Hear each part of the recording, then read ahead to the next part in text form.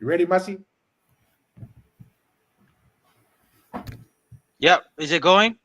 Yeah, go ahead. We're live right now. Okay. All right. Sorry about that. All right. Welcome, everybody. Welcome to the live digital kava session on the Polynesianized podcast. Pula Binaka, Malo Lere, and Talofa. We appreciate everyone joining us for this evening here.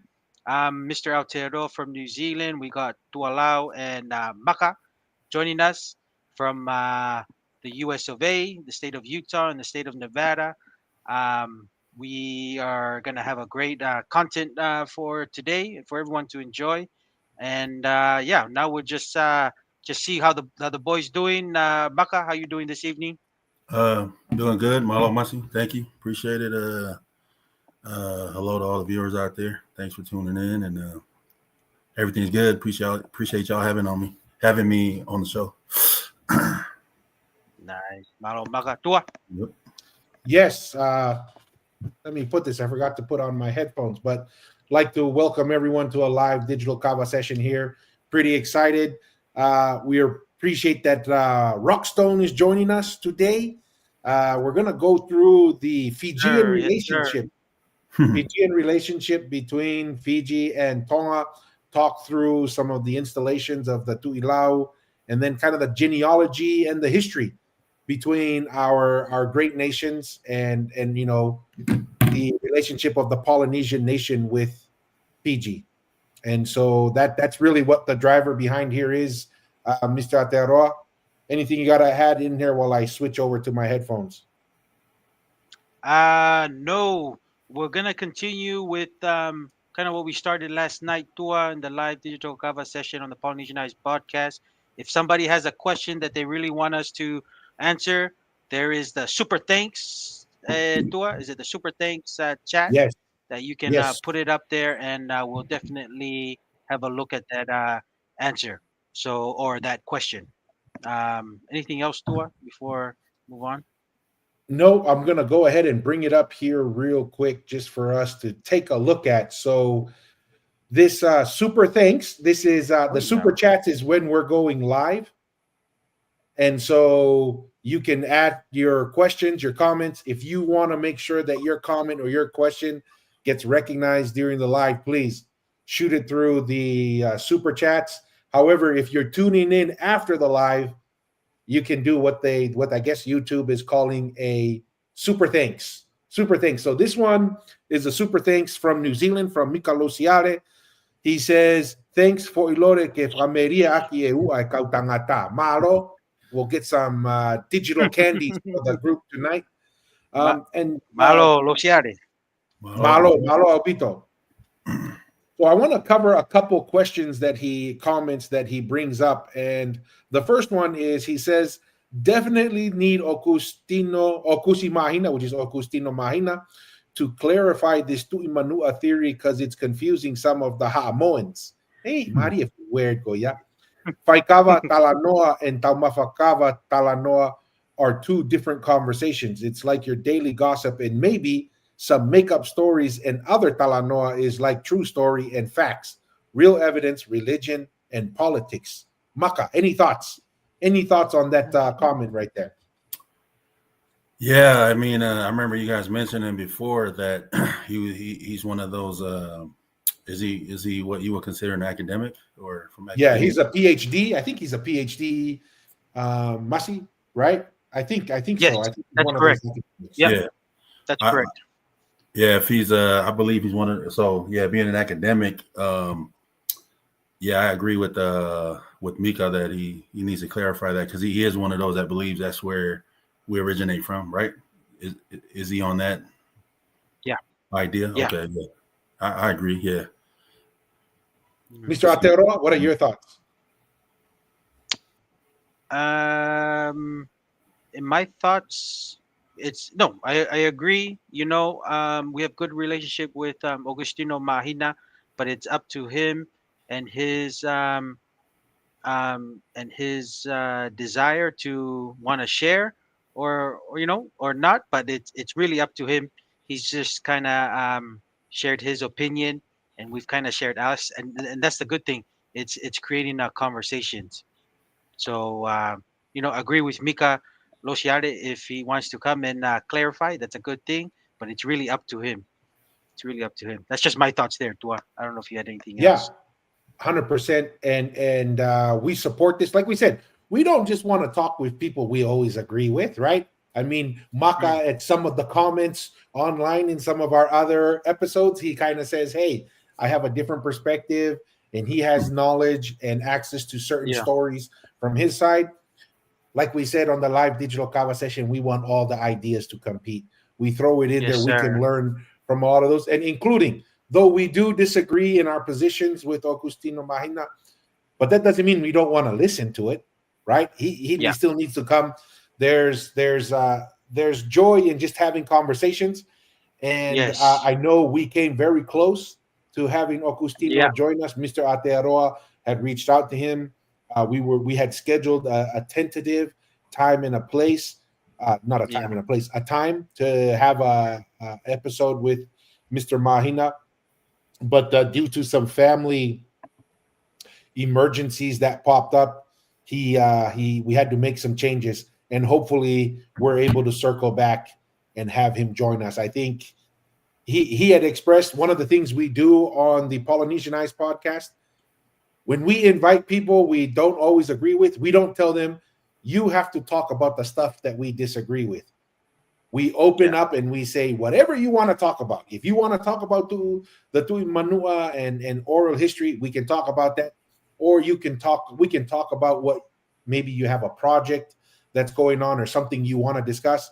And that is really just for transparency for a lot of our viewers and listeners.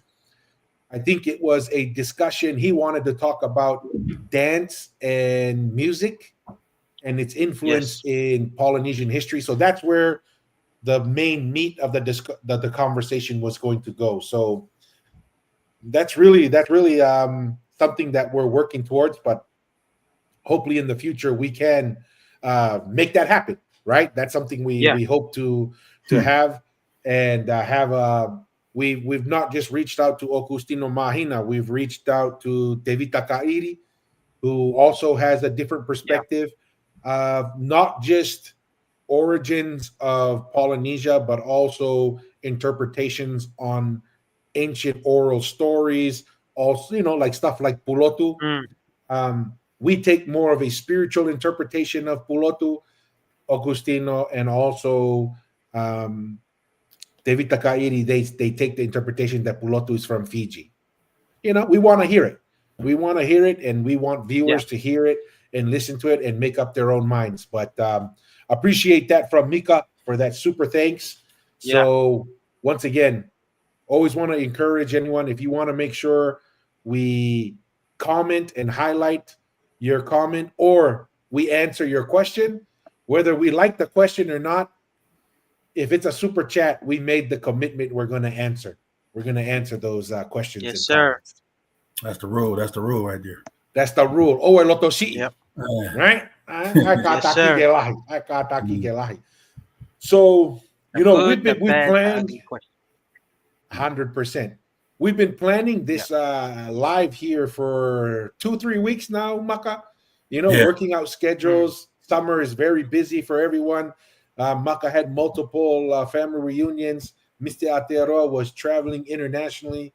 I'm jealous of him. I think he goes to more countries every year than I could hope for. So we were able to nail down today as an opportunity where everyone can jump on live and really talk about Fiji.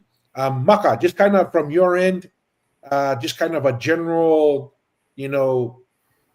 quick kind of summary of what's your interest in Fiji and what kind of makes you interested in this topic of the relationship of Tonga and Fiji before we get into the Tu'ilau installation and some of those other things. But I noticed this is a topic you are very, very excited and very interested in talking about. Yeah. So a lot of it has to do with a certain title. For those of you who are familiar with the Tu'i Lakepa title in Tonga, currently a noble title in Tonga, a noble of the king, His Majesty Tupo'ono in Tonga. But an uncle of mine is the current title holder now. But as a teenager in my youth, I would always add, my mom was really big on like family history and getting, just keeping in touch with just family in general, but would always mention something about, we have ties to Fiji. We have like Fijian ancestry and stuff like that. And, from my first memory at first, obviously, as a kid, like most of us, we're not really interested in that kind of stuff, but it's just something that always stuck with me, and as I got older, it just became of interest, and it was always like, oh, so how, as I got older, like each year I would ask, oh, how are we tied to Fiji? What, because something to bring up as far as like the Tula Kepa goes, there's different, currently in Tonga, there's different, with the nobles and different titles and different positions in Tonga under the king, there's different ha'as or different clans or different, tribes that these names are associated with. So the Tula Kepa, the second you see what ha'a he's from, you'll know right away he's from the Ha'afare Fisi, and then he's the ulu or the head of the Ha'afare Fisi. So that alone is kind of like, oh, translated in English, roughly comes out to House of Fiji. You know what I mean? So it would be like a foreign house. So basically, my interests began from my mother and aunties and them mentioning that. And then as I got older, becoming more curious about it. But they just kind of had limited knowledge. It would always just go back to, oh, it's just something that we have a connection to Fiji. We have some ancestor that came from Fiji. And as my research, my research into Tongan history in general actually just like really began in like 2016. It had more. So the Tula Kepa on the Fijian side is my mother's side. On my father's side, my interest in the Tongan history in general began with my father's side in 2016, with the question of where did the first, as you guys see my last name there, Tui Halamaka, where did the first Tui Halamaka come from? And there was a lot of variations in the, within the family, and that's where the journey began. And then, coming to now referring to the, and that ties into how I was researching both sides, genealogy, family history, different oral histories, all kind of stories, right? But yeah, so basically coming to find out the ancestor actually comes from this island in the Lau group. And for those, my limited knowledge, I'm not going to sit here and pretend like I know everything about Fiji or even the Lau Islands, but I know that they're separated. There's like 3 different regions of the Lau group. There's like the northern Lau, southern Lau, and then the Moala Islands, right? And this island, one of the islands in the Lau group called Lakemba, which is known as like a chiefly island. And that's where a lot of like high chiefs and high families apparently, and for those of you who might know more than me, I'm sorry, you can correct me in the comments or whatever, but I'm just speaking of what I've been told and what I've been able to find out. But a lot of chiefs come from this village. There's like 8 from this island. There's like 8 villages on that island. And this ancestor of mine comes from one of those villages. And about almost 500 years ago, maybe around 1500 or so, this chief came from that. I was able to find out came from that island and married one of my other, on the female, married a female, an ancestor, and then that's where the Tula Kepa comes from. But La Kepa is just a Tongan version or Tonganized version of Lakemba, which is the island of Fiji. And Tongan is Lakemba turned into La Kepa. You know what I mean? And from my understanding, and that's where the Tula Kepa, because there's technically you can say the Tongans would say Tula Kepa. He's a Tula Kepa or a chief from La Kepa in Fiji, but this is the Tula Kepa in Tongan, which my uncle holds the title currently now. But that's the connection there as far as that goes. And this history I'm talking about is probably roughly 200 to 300 years before Ma'afu, and then Ma'afu, Area Matua's son, who was out there. So 100 years before that. But, for those of us who are familiar with the Polynesian Eyes channel that talking about the history between Fiji, Samoa, and, the rest of the Tongan Empire at that time, like we've always had interactions with Fiji even before the Mariner book, long before Mariner. So there's always been that connection. But there, as far as the Lakemba Island in Lau, like there's a lot of records and a lot of written stuff we can kind of trace back, and that's where my whole interest and information and whatever little knowledge I got about it basically comes from, is basically from a familial connection, like through my mother's side of the family. So no, 100%. I was trying to find a video. I remember seeing it of the Tu'i Lakepa and Tu'i Wakano arriving from Tonga. They came on a naval ship, right? Yeah. And they brought, and obviously they don't just show up with nothing, right? They showed up with a bunch of tokonaki, a bunch of like talo, and maybe even some pigs. Who knows? All the stuff they brought from Tonga. How about Ufi? How about Ufi? Yeah, you know, we're gonna show up with some Ufi Val.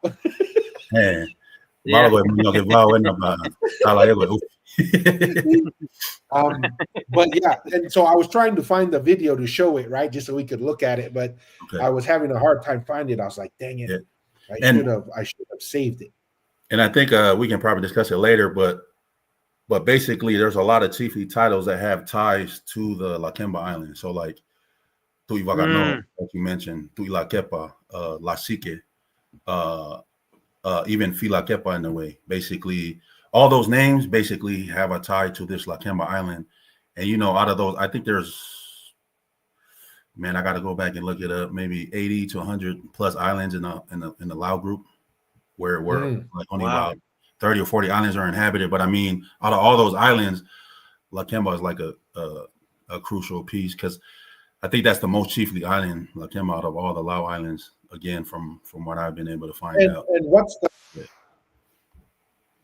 the reason for that? Why is Lakemba like the most chiefly? Is that just where did Ma'afu live? What's the origin or something, maybe? So from what I know, I was able to just look this up earlier. Actually, Ma'afu was actually buried in Lakemba. Okay. In the village of so like the provincial capital of Lau is in Lakemba.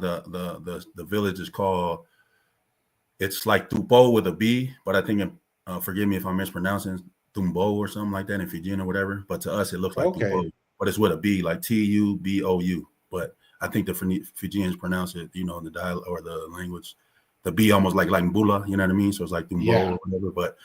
But I believe Ma'afu was buried there. But I think when he first, I know he didn't make there. I read some stories where I forgot which island he ended up making his capital. But I think when he first landed in Fiji, in Lau, I think it was in Lakemba at first initially, and kind of went from there. I don't remember. I don't know if you want to look that up or if you want me to look it up, but I know I think, again, if I can remember correctly, he landed initially in Lakemba and then went from there to. There's a different island that he kind of made his capital when he was there or whatever. And then, but now at least from what I've read, he's currently buried now in Tumbo over there in Lakemba, along with the current Tu'i the previous Tu'i Lau is so the father of the current one, he's buried in that same village, Tumbo, with Ma'afu there. So from what I read. Okay, so that's the family history there. So I just pulled this up with Grok. So we're gonna see what Grok kind of brings up here. There we go. Just to add it. Personal assistant, right? Leo. This is the official research assistant for the Polynesianized podcast. So it says, Enele Ma'afu, a Tongan prince, established his residence and capital in the Lau group of Fiji, primarily on the islands of Lakepa and Vanua Balavu. And then the breakdown is Lakepa is Ma'afu first established himself at Lakepa in 1848 as the leader of the Tongan community in the Lau groups. Lakepa was significant based where he aligned himself with the Tu'i Nayau. So that's the first relationship that he established when he came over to Fiji, was the Tu'i Nayau. And there's a couple guys I went to high school with in Tonga that had the Tu'i Nayau name, right? Like I didn't realize like that's a lot of it is tied to that. And official first Hey. super Man. chat. Clyde Moore, a regular. Malo Clyde Moore. He Thank says, "Malo tautor lava mai kautama." Malo Pito Clyde Moore. Welcome to the Malo, live digital malo, conversation. Hello? malo Malo, Maukava. Malo Alpha. Yeah. Malo Maukava lava mila henna. That will keep us Man. our digital kava flowing. So Yes, Malo sir. Clyde Moore and welcome. And then Tuineyao, Paramount Chief, it served as a central hub for his early influence in the region. Here's the village you were mentioning here, Maka. The village of Tupo on Lakemba is considered the capital of the Lau group. So that's kind of like the capital of that province, I guess, huh? Yeah. And Maafu is buried there, highlighting its importance as his administrative and political center. Anything to add to that, Maka or Masi? Any thoughts or comments on that before we go to the next one? Did you mention Tuineyao? You said you knew some because I was going to bring that up later, but I know I don't know if that that family Tuineyao. I wonder if it comes from that. I just wondered. You ever heard of that family or that last name? I've heard, like I said, that last name. One of the guys I played rugby with in Tonga at Tonga High School. Yeah. I played inside center, and great. All my alumni guys are gonna see this from Tonga. It's like Tua. Tua. He can't even remember his own classmates. But his last name was Tuineyao. Okay. So it's probably related to this, and that's something that's interesting. And this is something that and people are going to see this a lot more in our short videos that are going to be released here in social media over the next 2-3 weeks. Okay. Is they did a study on the oral history of Samoa, and they found that a lot of the oral history in Ha'amoa is almost like mystical. When they talk about Fiji, it's like this mystical place, right? Like this place in Fiji, there's just like magical powers and ghosts and stuff. And their assessment, and these were Samoans who did this study on the oral history of Ha'amoa, they said when you study the oral history, it seems like Ha'amoa itself had very little direct contact with Fiji, and a lot of it is them hearing stories from the Tongans, right? Tongans who go to Fiji all the time, and then their relationship with Ha'amoa, they're having a discussion there, and they're picking up these storylines. But this comment is coming out. I notice the term Tui, you see a lot more of it in Fiji than you do in Ha'amoa. A lot of the titles in Tonga and Ha'amoa have more Tui, but you don't see a lot of Tui in Ha'amoa. Masi, do you, besides Tui Manua, how many Tui titles are there in Ha'amoa? I don't know Tua, but the one that kind of like gives me my first thought when I hear the Tui da Kepa, what Maka was mentioning of that Ho'eiki title, is the Tuila Epa. The Tuila Epa that's been the prime minister for many years. There has to be some correlation with Tuila Epa with the Tuila Kepa, because I was like, dude, pretty Tuila close. Kepa sounds pretty close to the Tuila Epa of the prime minister, and Samoa is going to have an election by the end of August, and we'll find out if he gets back into prime ministership of the country. But that's my first thought.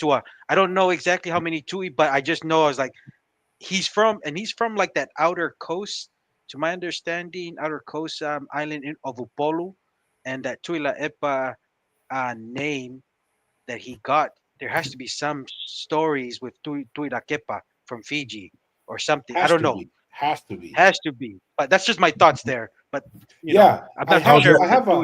How's that spelled, Masi? Do you know the spelling of it, or same thing with the Tuila Epa without the K? Oh, got you. Yeah, Tuila Epa. And you gotta, like, if you pay attention, a lot of the words where the whakaua, right, comes in, like Tuila Epa is sometimes it's to replace a K. Sometimes when you just my observation, right? I am not gonna say I'm a linguist, right? But I think there's something here that's interesting that I just wanna, if you don't mind, Maka, kind of give the viewers and the listeners an understanding of what happens just in the generic term when a title doesn't go from father to son. right? What happens when there's not a direct line of inheritance? That process where what how do you replace that line, right? Just kind of give a generic answer to that, because I wanna hear your perspective on that, and then I'm gonna just make a comment on what could be happening with the Tu'ila Epa and all that other stuff. But You mean kind of just share with that. you mean as far as like in general, like or in Tonga, or like what do you mean? Yeah, Like, just in Tonga, like what happens if there's not a, because in Tonga it's father to son, father to son. yeah. What happens if there's not a direct father to son, and then there's a dispute, and you can't do a direct inheritance? What happens to the title? It like goes back, right? It goes back to someone family, to make a decision. Yeah. So the family will eventually or ultimately, basically, the title will, I don't know if I should use the word lose it, but it will go back to the palace, to the king, and he decides, because it's the king's. He can take any title away. He can't touch the land, as far as I know, but the titles, if there's a dispute or there's no clear cut heir or who the family agrees on, it goes back to the palace, and the king decides who it's going to go to. As far as I know. And the reason why I just bring that up, and I think that's important for the viewers and the listeners to know, is in the Tongan traditional structure, the king has the final say, right? Like the king determines these things. Yeah.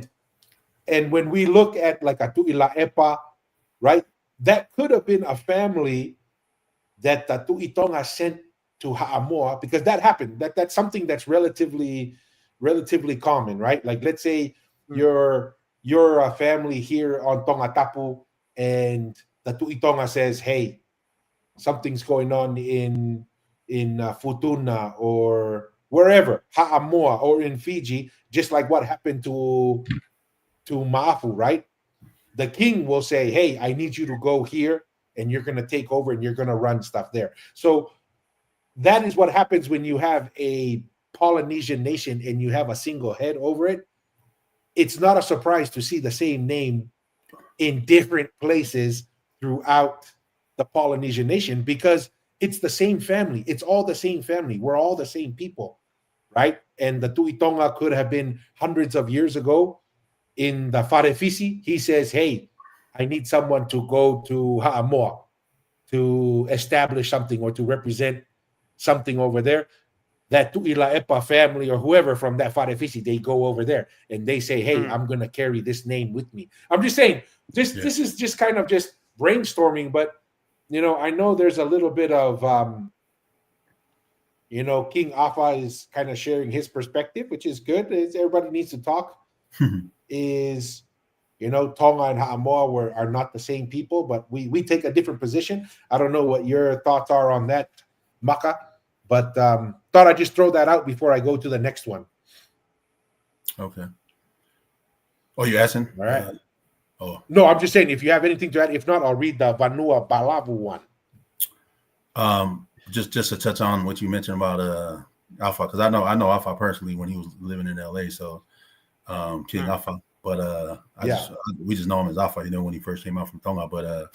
But he's a very cultured person, because he's been around. He's actually lived in different places. He mentions it all the time. But I mean, he differs from your guys' stance, because talking about there's a difference between we're not the same people or whatever, where you guys say we're the same people. But how I'm trying to make sense of it is, I don't know if you understand, because I don't know if you remember in the beginning when I first came on the show, I didn't know where I stood, because I had never heard your guys' explanation and your father's. I mean, I actually initially heard it from your father, like from some other older videos that he had interviews. But the more I look into it, it's kind of like, I don't think we can, because I mentioned this in the earlier show, like none of us can ever, because a lot of it is oral history, none of us can ever know with 110% exactly. But when you put the evidence, the artifacts, the physics, it's just kind of, because we've had the discussion in the Whaikawa circles. I'm now leaning on your guys' side more, that it started from Tonga, because it's just too many. There's too much evidence. There's too much, like, what do you call it? The evidence just stacks up too much versus people with just only strictly oral history. You know what I mean? But I mean, as from your guys' stance, as far as like the same people were the same people, that I feel like maybe I thought maybe not understanding that or whether he accepts it or not, but it could be, in my eyes, it's the same people, but they just ended up developing their own culture or their own traditions and stuff, but not Alpha not realizing King Alpha not realizing it's the same people though. You know what I mean? They do it differently, but I don't know if that makes sense or not. But not 100%.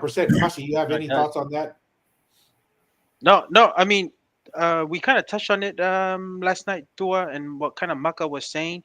It's he kind of mentioned the differences, Afa, in his snippet of video that he shared, that the differences are only happened when the eroding of the Tuitonga and then combination with the colonization, and then we were not traveling back and forth. But the biggest indicator is when we didn't have the Inasi and the Polo Polo, while the Tuitonga's empire, that lost our cohesiveness as a culture. So we ended up being a little bit more isolated. And then when we're more isolated, we develop our own more contrast, maybe practices and customs, because when we had the Polo Polo and Inasi, that's everyone throughout the whole Polynesian nation gathering to Tongatapu and us having some kind of familiarity with each other.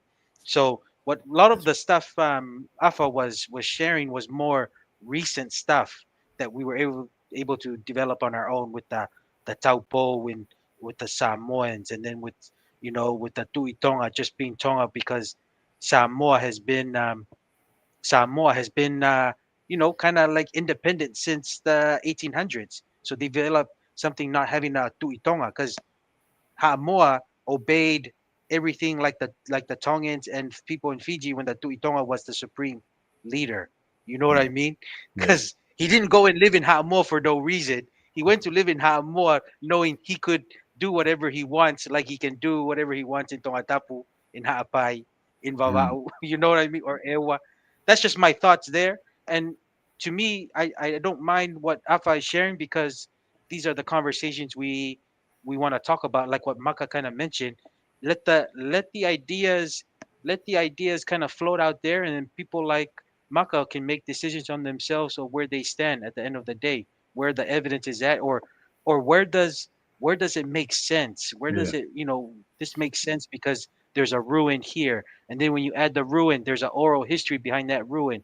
Then you add an oral history when it stacks up with the timeline of the Tuitonga from Te Vita Fale's list with the 5 generations living in Ha'amoa. Like, it's just like what Maka said. Like, the evidence just starts stacking and it's hard to argue. And that's why we have this conversation and we love interacting and engaging with the Polynesian community, because this is just all about discovering little bit by however much we can understand of our history.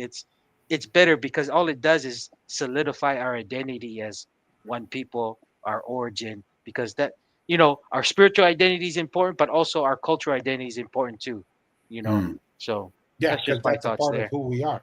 And Yeah. what I always find interesting about a lot of conversations, right, is it's not always a zero-sum game. Like it doesn't have to be only one side has all the truth or one side is right. Like in King Afa's, I totally understand why he's saying what he's saying.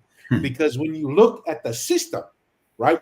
You look at the system, the Matai system is completely different than the Tuitonga system, right? And so I can see why you can say, yeah, these are not the same people. However, through conversations on this podcast, just a little bit, if you just zoom out a little bit, you soon realize it was by design by the Tuitonga as part of the empire to make sure that they were able to maintain control. And a lot of this came from discussions with Xiaoxi Ilayu, where he says that was one of the cool things that he did is he's gone to all these islands, right?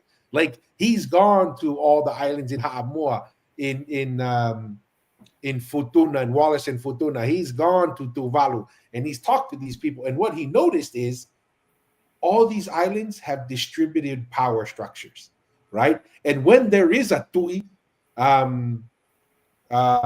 it's shared between different families and it rotates, and it's decentralized power. And so it's kind of like a Matai system almost, right? Like when the Tui Manua came from this island in Manua, the next one came from another island, and the next one came, and they were always distributing the power. And then you realize it's like, oh, the Tui Tonga wanted it that way. He didn't want the same family in Ha'amoa accumulating power, because that just leads to a path to collision. Yep. Yes, right? And so I can see why Afa says, yeah, this looks like two different people. And I said, no, I can see they're two different systems, but it was by design that they were different systems, because the first system is to make sure there's less risk of direct conflict with the Tui Tonga. And so that to me is like why it's important to have these conversations, because these points are valid. One of the viewers here on Facebook has an interesting comment that I want to bring up here. And it says, this is from Colin Sledge. There's two. So he's very passionate. Malo, Colin. Appreciate it. Malo, Colin. He says, mea e taha tonu ke whakatonu o kuhala e pehe ne whai e tau I Matuku Island o nau tamate ia e kautau a maafu. Kako vai Nikolo ne alu mo kautau a maafu. I think we had this video where we watched on Matuku Island, Masi. Remember when they found the skulls? Yeah. Ko fe hala ki historia a Fiji na ikai ke nau tau nau tolu. Ne feinga vai Nikolo ia ke impress a maafu. Pehe e alu o tau a Matuku, ko mea na e hoko na nau o atu, pea ko sio mai e kau Matuku ne nau mananga. I don't even know what that word means. Oh, manga. I think he's saying manga. Oh, pea ongo atu, e tala ki he whaife kau, pe pātere ia ko e kau tau enia maafu.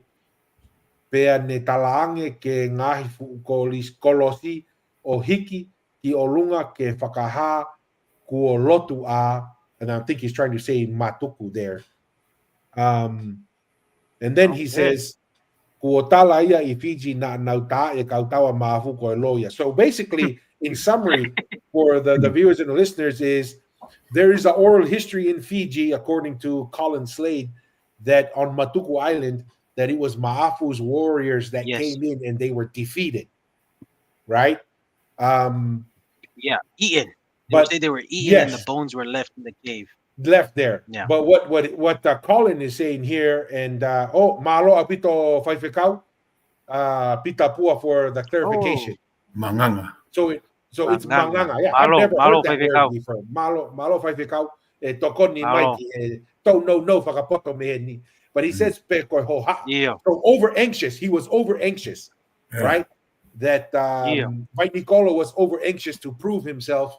And sounds like he did his own little thing and went without the full support of Maafu, which is kind of, he's trying to show himself as a warrior, it sounds like. So, really interesting. This is why we have these conversations, man. I didn't know that. Yeah. Go ahead, Mas. Yeah. No, I was going to ask Maka, do you have any understanding with that Matuku? Because we did talk about it. There is that story, an article that talked about some engagement with the Tongan warriors, and I'm assuming it was Mafu's warriors, and then they buried there. I don't know if you came across that article or anything, Maka, or do you have any knowledge on that? Man, to be honest, Colin was saying, I have limited to no knowledge of the Matuku part, but what is standing out is the Wainikolo name. I know, I don't know if it's derived from there is a Fijian. I know there's a Fijian. I don't know if originally it was Fijian. From my understanding, it was like Wainikolo or something like that, or with a Q or whatever, and then became Wainikolo or something. But as far as Matuku goes specifically, I'm not really familiar with that battle. But the Wainikolo name I know is what was standing out. I don't know too much about his history. I've actually looked it up briefly, but because I know there's something to where I don't know if there's a connection to I don't know if you guys know the Vekuna name. or the Bekuna title. Mm-mm. But I've heard of the name, but I Yeah. don't know much Yeah. about it. yeah, but there's some connection there. Is why I looked it up because another member of my family is from that line, and kind of something with the Wainikolo name, and I kind of just it was just in the middle of me researching, looking stuff up for something else, and the Wainikolo name came up, and I kind of should have looked into it more. Which probably after this I'll probably look up more. But as far as Matuku goes, I'm not really. I can't say I'm really familiar with that, other than what you guys already shared. Do you guys remember that rugby league guy, the Vainikolo guy? He played for the Warriors, then he went to Europe. So that's definitely a name I've recognized from Tonga, is that Vainikolo name. Yeah. So okay. There was another Vainikolo that also played for Ikaretahi. So it's pretty popular. I think he was from Ha'alalo, I believe. Okay. It was him. Oh, He went that's him. He started off with league, and then he got a bigger contract to go play union. So he went Navainga Kapakao. By that time, he was big. Before he wasn't as big. But then when he was older, like when I say older, like getting older. But okay, sweet. Let's bring this back up here real quick, and let's read through the remainder here. So Vanua Balafu in 1850, Ma'afu was given the island of Vanua Balafu by the Tu'i Takau, right? So that's Takau. The name Takau is probably the same thing too. In exchange for a canoe. What? You're gonna give up a whole island for a canoe? That's interesting. He took up residence in. Sorry to say. I was gonna say. I think that was the thing that made the Tongans unique.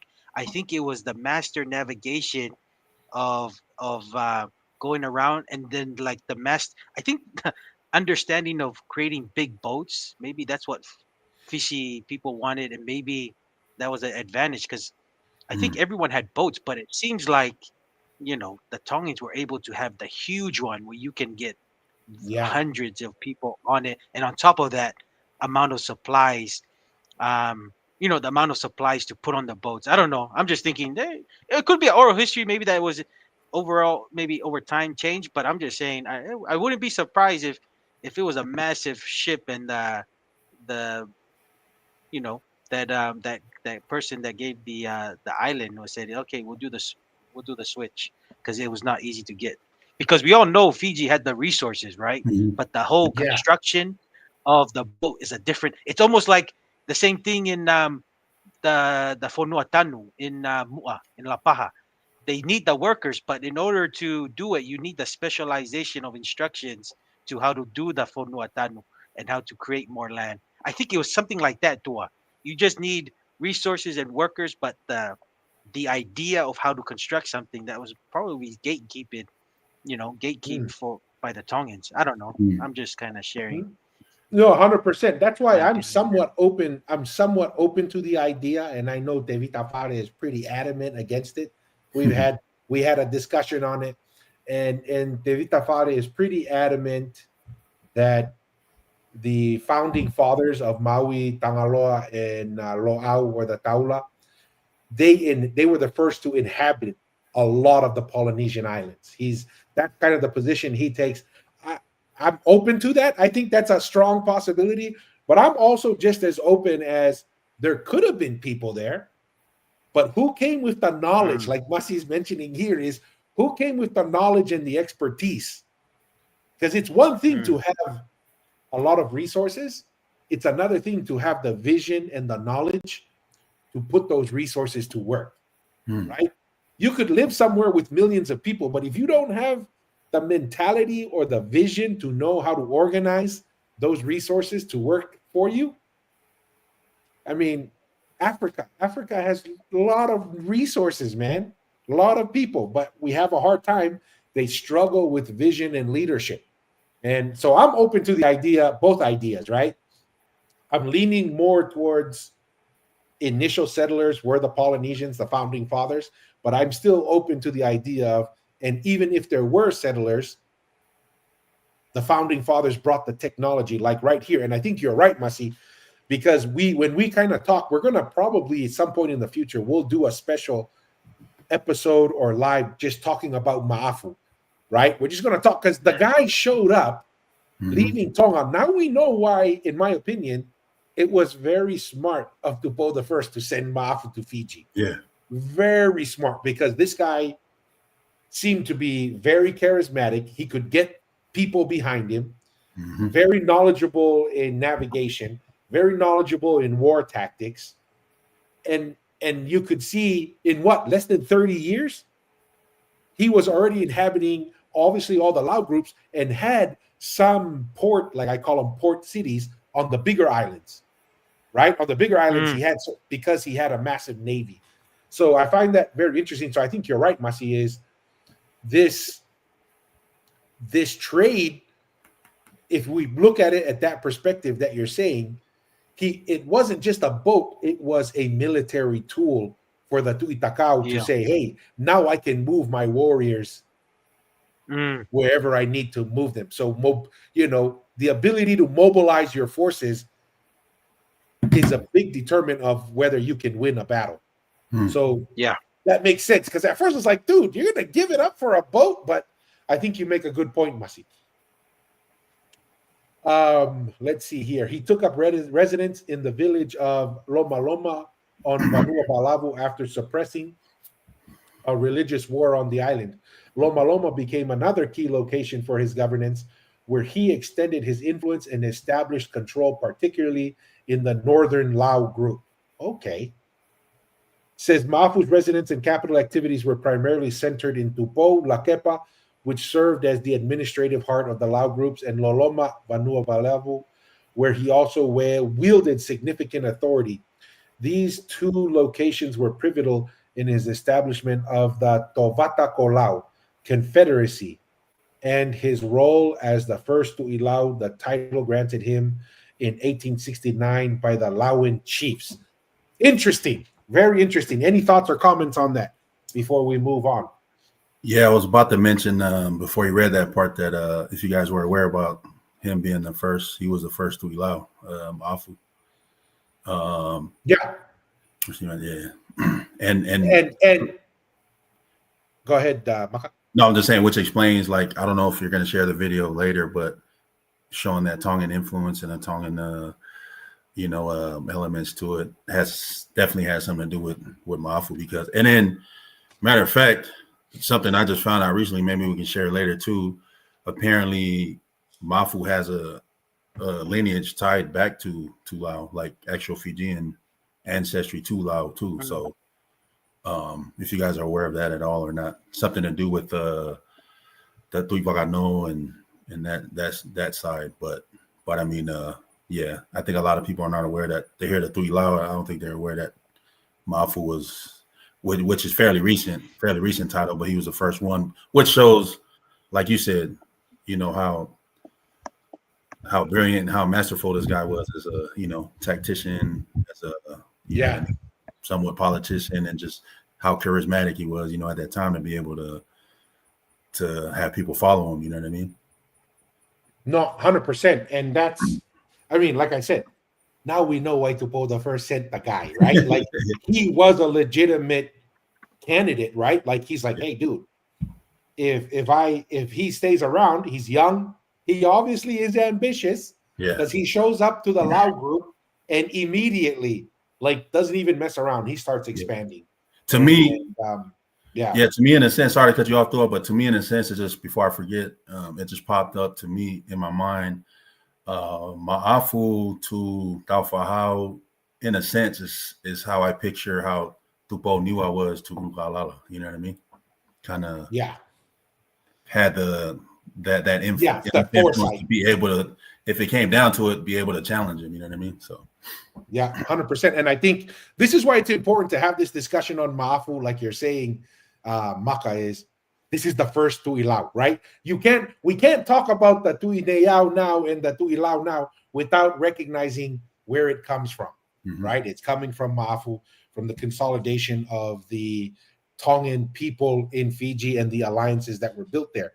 And another thing to mention, I've also read, again, just from a source that I read, that when he became the Tu'ilau, the Tu'ineyao, I don't know if it's not like he bowed down to him or anything, but he basically became like the Tuinaya was basically at that point in time was under him.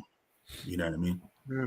Okay. In his time, during his time when he became Tuilau and his influence at that time, I've read that even in that period, that Tuinaya became not a subject, but was under his command, basically. Yeah. Okay. So that's a perfect transition. Masi, if you have anything to add to this, we'll add it. And if not, we'll transition into that video of the current Tuilau's father when he was installed, right? We're going to jump back in time and watch that video and have a discussion on that. And any thoughts before we jump to that, Masi? No, I know Maka shared earlier with the how many titles kind of come from that Lakepa kind of area with the Tui Magano and Tui Lakepa. Is there any other connections, with some Ho'eki titles in Tonga from the island, or is it just kind of those two popular ones? Oh, there we go. Oh, Yahweh. Malo Faifekau si Tari Mai. Yep. Tui, was it Tui Soso, Tui Lakepa, Tui Magano, nga Hingua Fishi. Okay. Anything else to add to that? The Tuisoso and Tuiwakano is those two names are connected. And then Tuilakepa, of course, but also the names of Lasike. That's another. Oh, you did bring that one, yes. And then also, there's somewhat of a connection of Filakepa as well. I don't know if you hear the name is similar to Tuilakepa, Filakepa. Yes. You see the spelling is Fie Lakepa. You know what I mean? Because there's so basically what I'll touch on later, the first according to the genealogy that I have, the very first Filakepa is the grandson of the very first Tuilakepa. So you can make that connection. Okay, awesome. So those three names there, Lasike and also Filakepa. Oh, no, appreciate it, Maka, because I know you mentioned it. I just want to clarify. So thank you for that. And also to the Faifekau, Pilapua, Mahalo. Yep, Mahalo. Okay, so we're going to bring this back to the stage real quick. We're going to go full screen. Make sure I got the sound going. Okay, let's watch. The highlight of the traditional ceremonies on that Tuesday was perhaps the Tongan adopted Ngona Wakatonga ceremony. Lau, with his strong links to the Kingdom of Tonga, had this ceremony given by the king of the island kingdom. The ceremony is prepared by the Vuani Rewa clan, which has some 7 households. Sorry, we haven't even. This is a fresh reaction, but I do want to just highlight. You don't go and make your own kava. What did she say? It was given, right? That's a very important thing. It sounds silly, it sounds whatever, but you don't just go and make your own kava ceremony. It has to be given to you. So I thought that was interesting that whoever, it sounds like a Fijian lady who's doing the narration, but the oral history says this kava ceremony was given by the king. This is something very important just to kind of understand is you don't just go create your own little kava ceremony and say, yep, this is my kava ceremony. It's a little more complicated than that. Quick question though. Is this by the Tui Polu giving it to him, or is this going way back to the Tui Tonga giving the kava to the it must be an earlier one, because if it's the Tui, right? If it's the what's the Tui Lau, it had to be recent because that's a recent created title. Yeah. So it either had to be a Tui Hatakalawa or maybe the Tui Tonga, who knows, if it was during that time, or the Tui Polu. But she just said Tonga, but I'm just interested in the details, like who specifically gave them who and the when. kava. Iyo, if that made sense. I don't know if you or Maka had any. I don't. Maka, you have answers to that? any input on that? My assumption is basically from, I'm assuming from Ma'afu's time, but meaning, and again, just to clarify to the viewers, I'm not talking about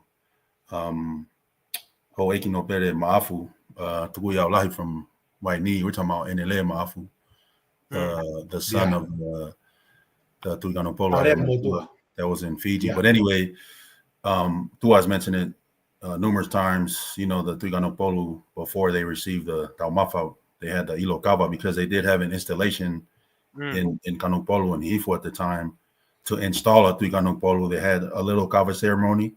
I don't know if it looks something like this, but that's why I'm assuming, because during Ma'afu's time, I don't think Tafaha was Tui Kanupolu yet, right? So No. if my assumption is correct, and this is from Ma'afu, maybe it's the Ilokava that was done in Hihifo, and maybe that's Transferred it over. That's my guess. Yeah. No, that's a good one, Maka. Because, that's a good one. Because when Enere Ma'afu first goes to Fiji, and I just learned this too, that there was actually another brother. So this was like a whole restructuring of the family. Another brother was sent to Ha'amoa. Yes. So one brother was sent to Fiji, the other brother was sent to Ha'amoa, and I think, was it Queen Salote Masi? Brought the brother back. Yeah, brought him back from Ha'amoa, and he was in like his 90s. Like he lived a very long time, like 80 or 90 years old, brought him back to Tonga. And so this is kind of interesting. He had to be a younger brother then. Yeah, probably. Yeah, something like that. I mean, I can't remember the details, but it must have been young. But this is, once again, why were they sent to Fiji? Why weren't they sent to Ha'amoa? Because it was all one country. It was all one family. Like it's like hey, exactly. It's like living in Hahake, but my mom is from Hihifo and my dad is from Vava'u. And if there's an issue where I'm living right now, they will give it. They will give Hihifo, but they will give Vava'u. Going to family. And so that's why, like, to me, when you look at all these stories and how people are just moving around, it sounds like it's the same country, the same people, the same kind of family. That it's just, I mean, it's hard for me to kind of deny that from my perspective. I think just to touch on that, I think what's hard for a lot of people, especially us Polynesians, is because we kind of have to basically, especially from those from other islands, and you're sharing these ideas, we got to kind of, they have to, for example, if you're from Samoa or Ha'amoa or whatever, or anywhere else, you got to kind of like basically almost not erase your history, but like you have to kind of like have an open enough mind to be able to accept that, because for, the last couple hundred years, you've been taught that, we're this specific people, we have this specific tradition, and it's hard to kind of like, we're under.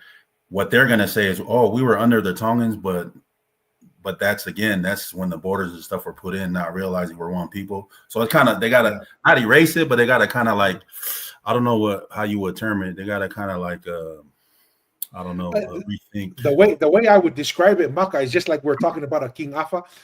You just gotta zoom out a little bit, right? When you zoom in, you get stuck in the weeds, right? Where it's like, they came over, we had them there, we had to fight them.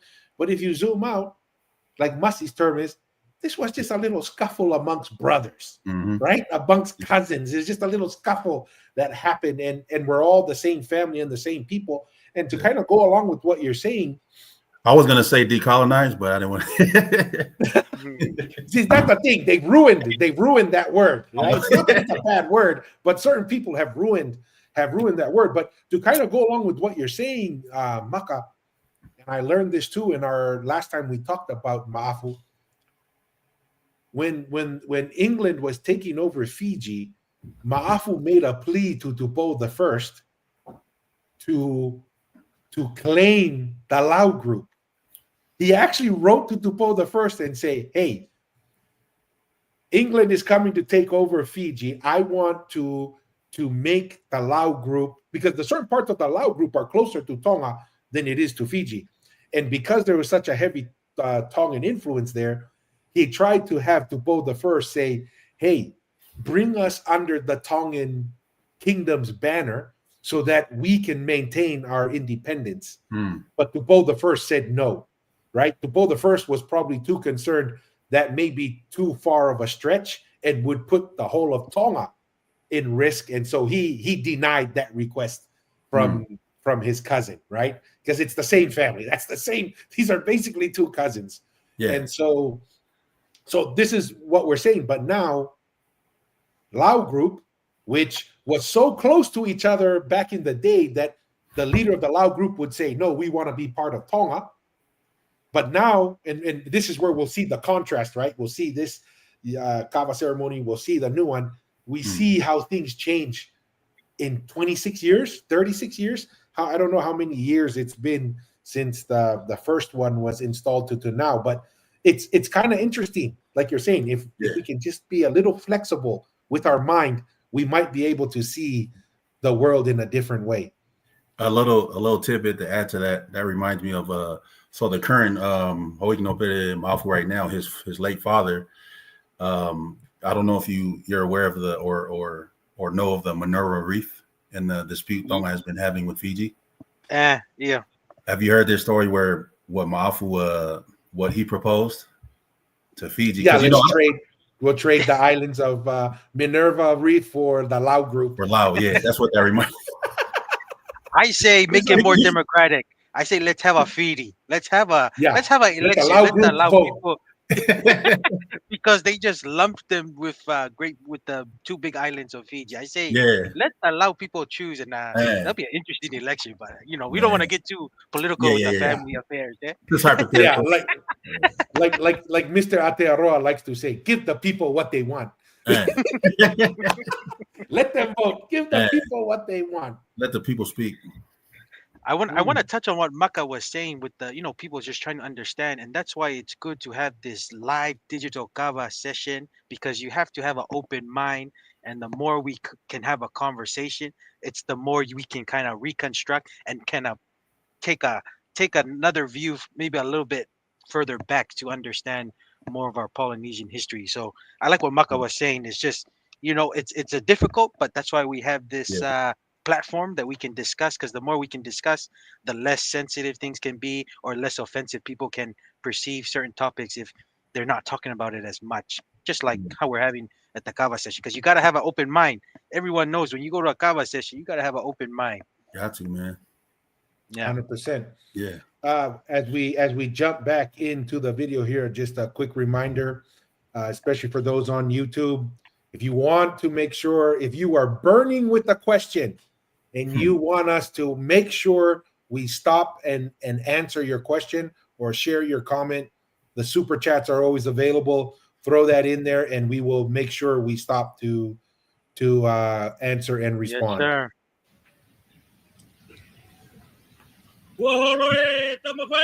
Hello! Tuhan! Kembali kapan? Tua, can you pause it? Yeah. Sorry, I'm just a thought popped up as we're watching this. If I didn't know any better and it was just paused like this, just as a still picture, I would think this is in Tonga right here. 100%. 100%. You would think 100%. That this is next to the palace in Nuku'alofa, right? You would think, because with that the trees and stuff right there, that little open field before you're coming to the palace, you would think that's Tonga right there. Because look at the people. Look at the people, what they're wearing and how they look. They're dressed. That's what Yeah, 100%. And the words, right? The words are pretty much Tongan. That's you'll Tongan. see, they can understand. as we go on, you'll see even more the words. Yeah. Oh, I'll just add my thing, because when Maka said that, he's right. And I was saying, but like when I was looking a little bit, if I had to like critically critique, I was like, maybe the ta'anoa has multiple legs. I would have said, maybe for a big ceremony like this, maybe it's a little bit close to Tonga. But that's what I'm saying. But when you have a casual look, you would say, but like when you're like looking carefully, you're being critiqued. I would say I would look at the ta'anoa as like the multiple legs. Maybe that would bring up some question, but I just thought I'd just share that. Just I think it's whakaori. No. Maria whakaori.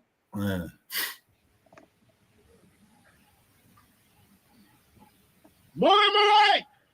Why?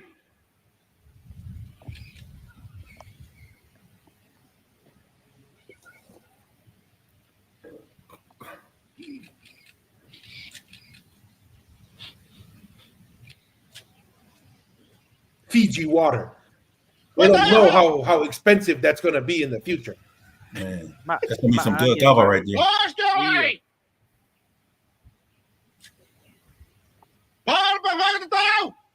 Oh, patatao.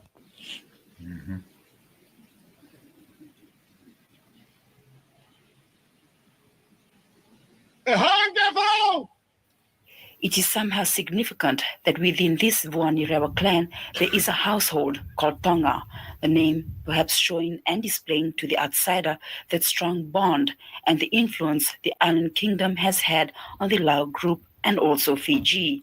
The Tongan warlord Enelem Aafu, the first Tui Lau, was instrumental in spreading this influence. And with this ceremony, it is only the Tui Lau who receives it.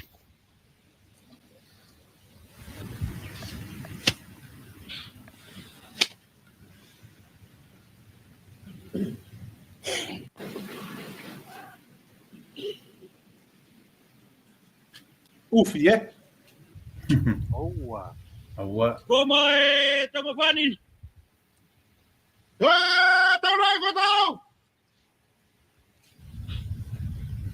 They're calling it a taumafa.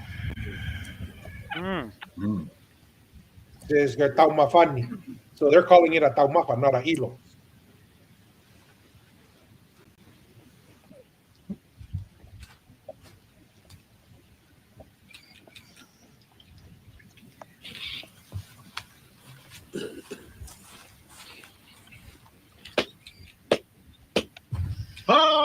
Mana!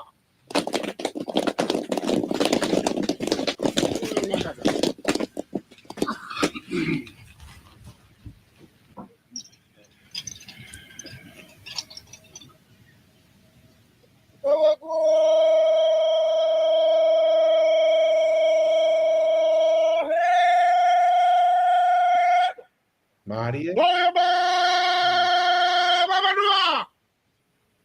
The Tongan chant basically asks who is to drink next, but Tui Lau's herald replies who is to take the next cup.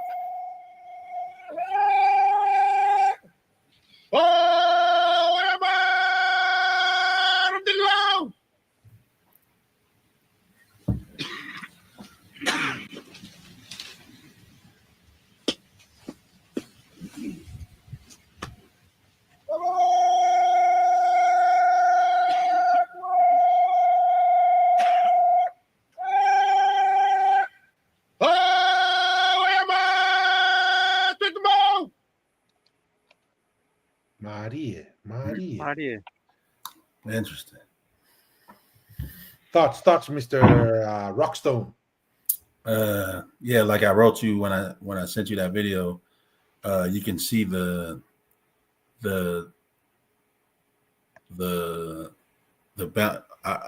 I'm using the term balance, but between the Tongan and the Fijian, because you got the lady there, you got the clapping, you got the Fijian parts of it, and then obviously the Tongan parts of it. I thought it was just a good showcasing of both of the the Fijian and the obvious Tongan influence. But yeah, it's pretty interesting. And again, not just the words, but in their cadence and stuff when they're yelling stuff out is straight Tongan, so.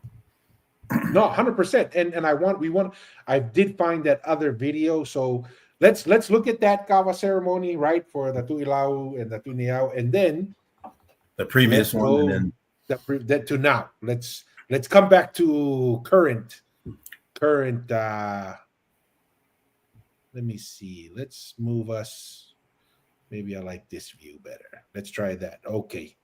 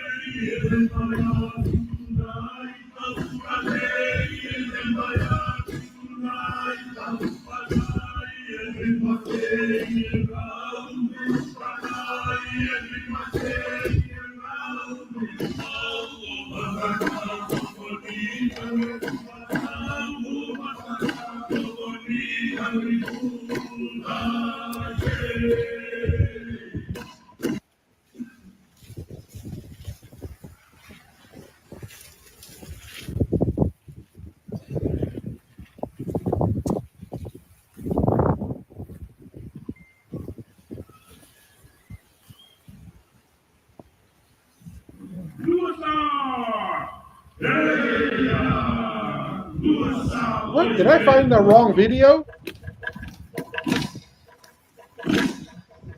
I thought this one was for the Tuilau, but I see they gave it to someone else. Yeah. Maybe Oh, I I thought found the wrong video.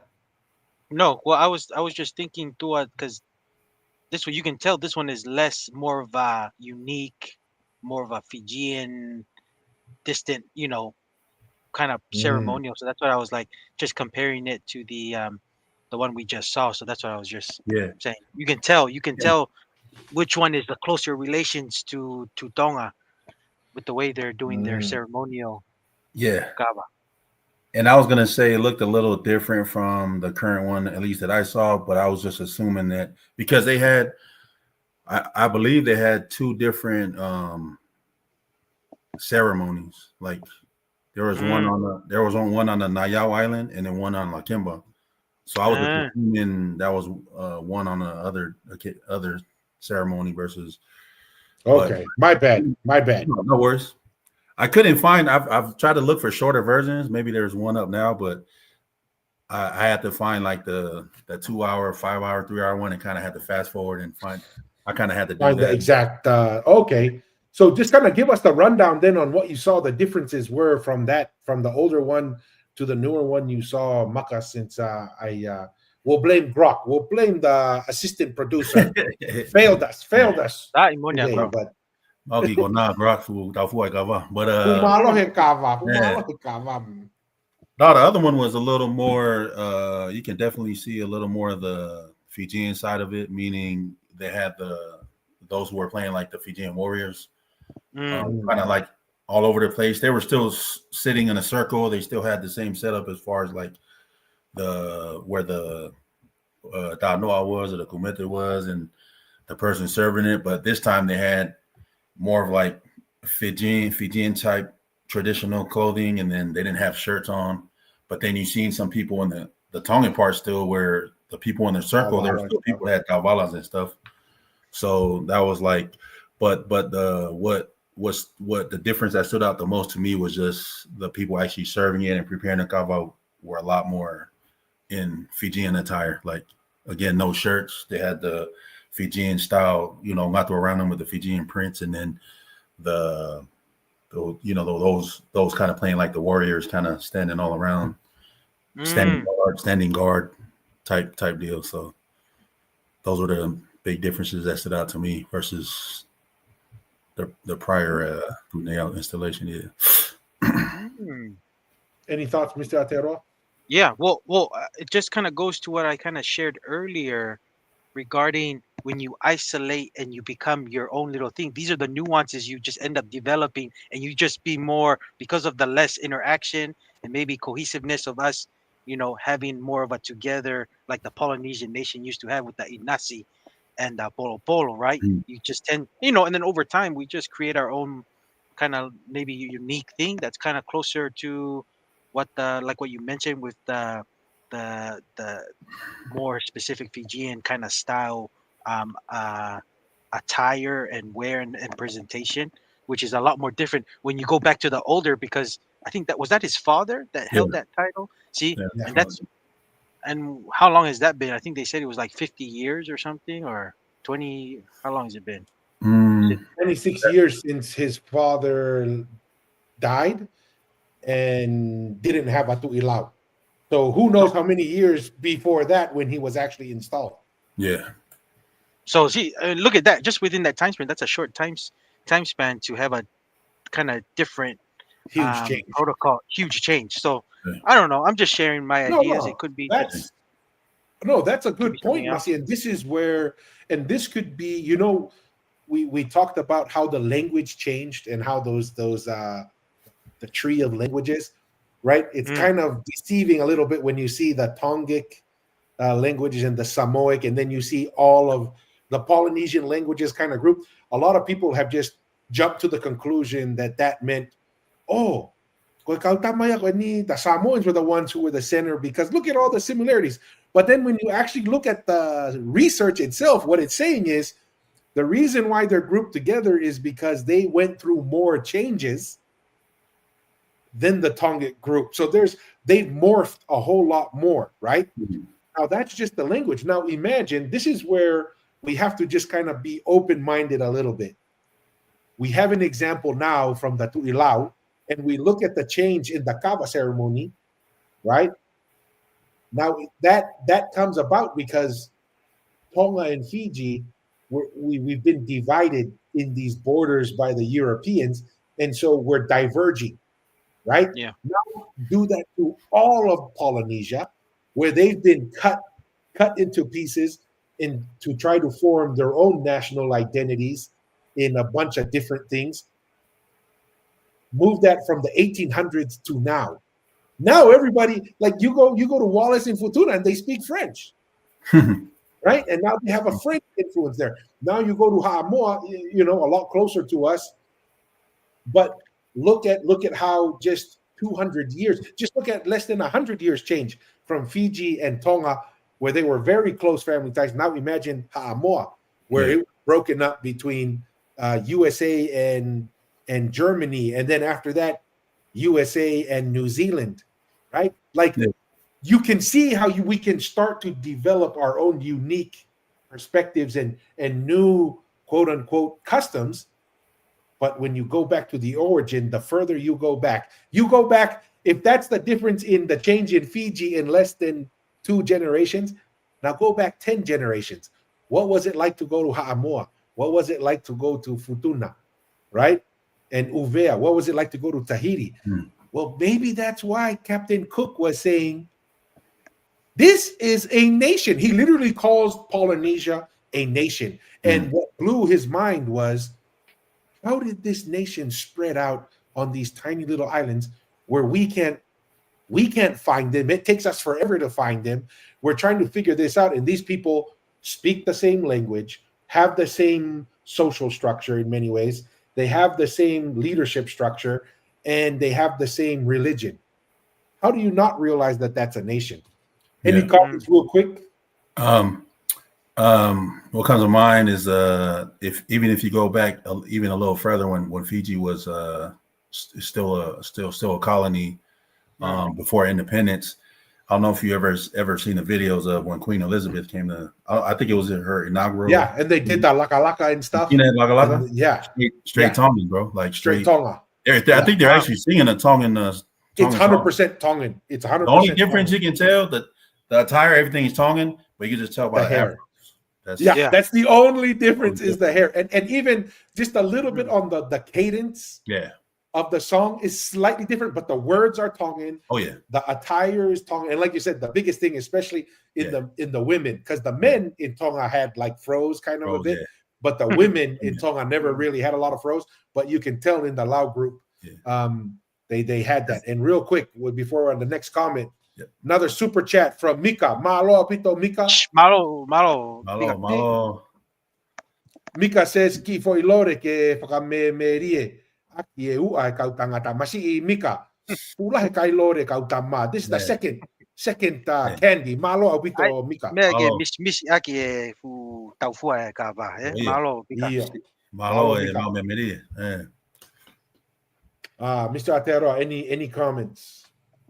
No, that's all. I just thought, like, man, when Maka was just kind of explaining the differences, I was like, man, that must have been a good time span, and that's why I was like, just imagine that short time span of that change, and just like what Maka is saying, you're talking about many generations that during the whole colonization period and stuff.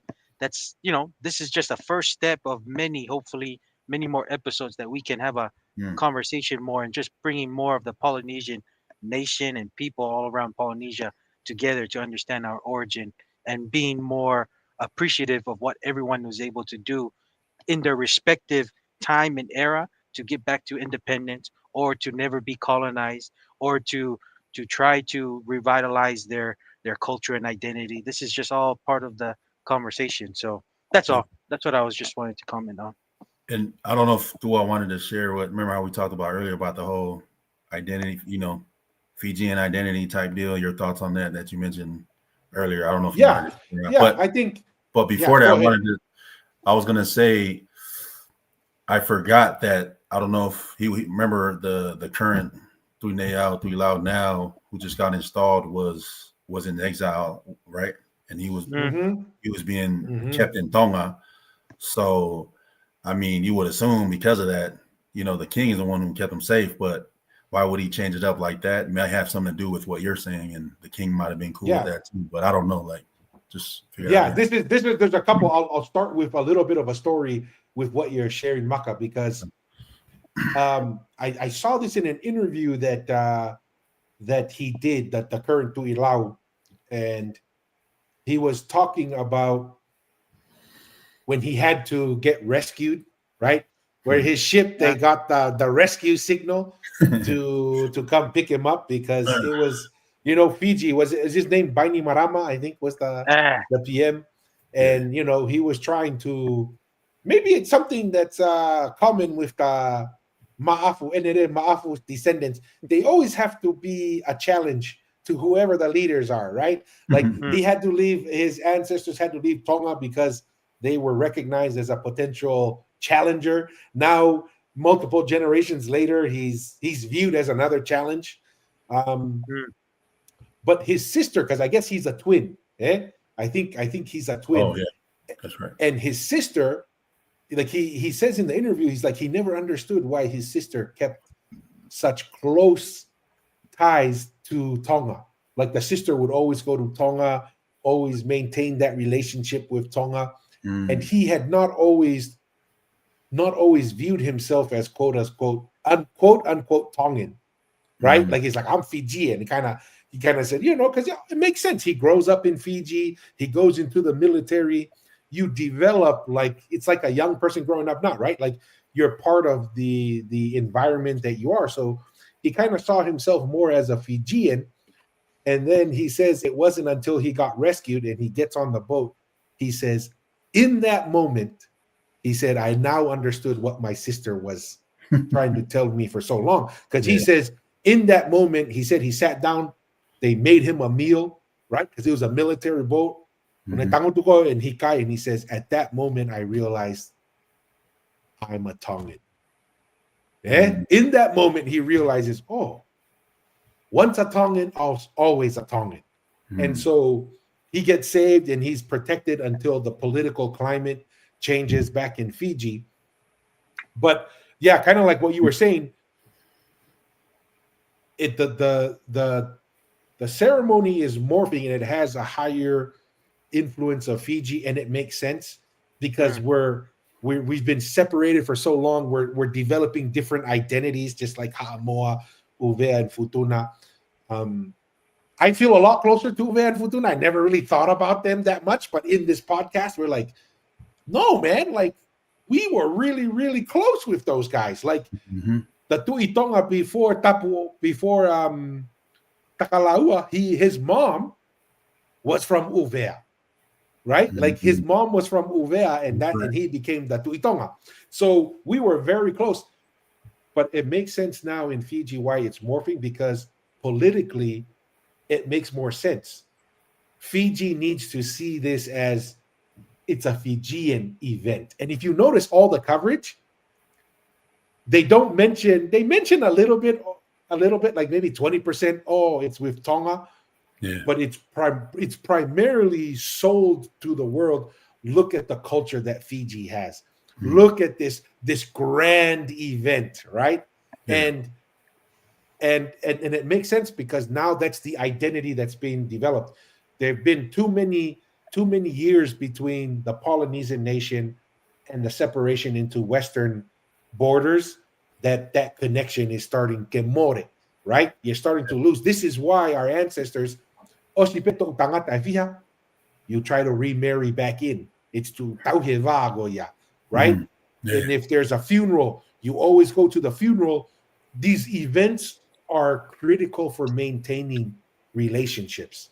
And the next video we're going to look at is a prime example. This is why when the Europeans came and they chopped up Polynesia, the Polynesian nation, when they could no longer come for the Polo Polo and the Inasi, that's a huge blow, because that's an opportunity where it's like the funerals and the birthdays and the weddings. Those are the opportunities to reestablish contact, reestablish the relationship. But once that was no longer allowed, right? And then people have to adapt. It's the reality.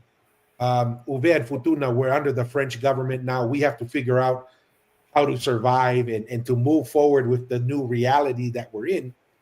But these cultural events are very important for maintaining that identity.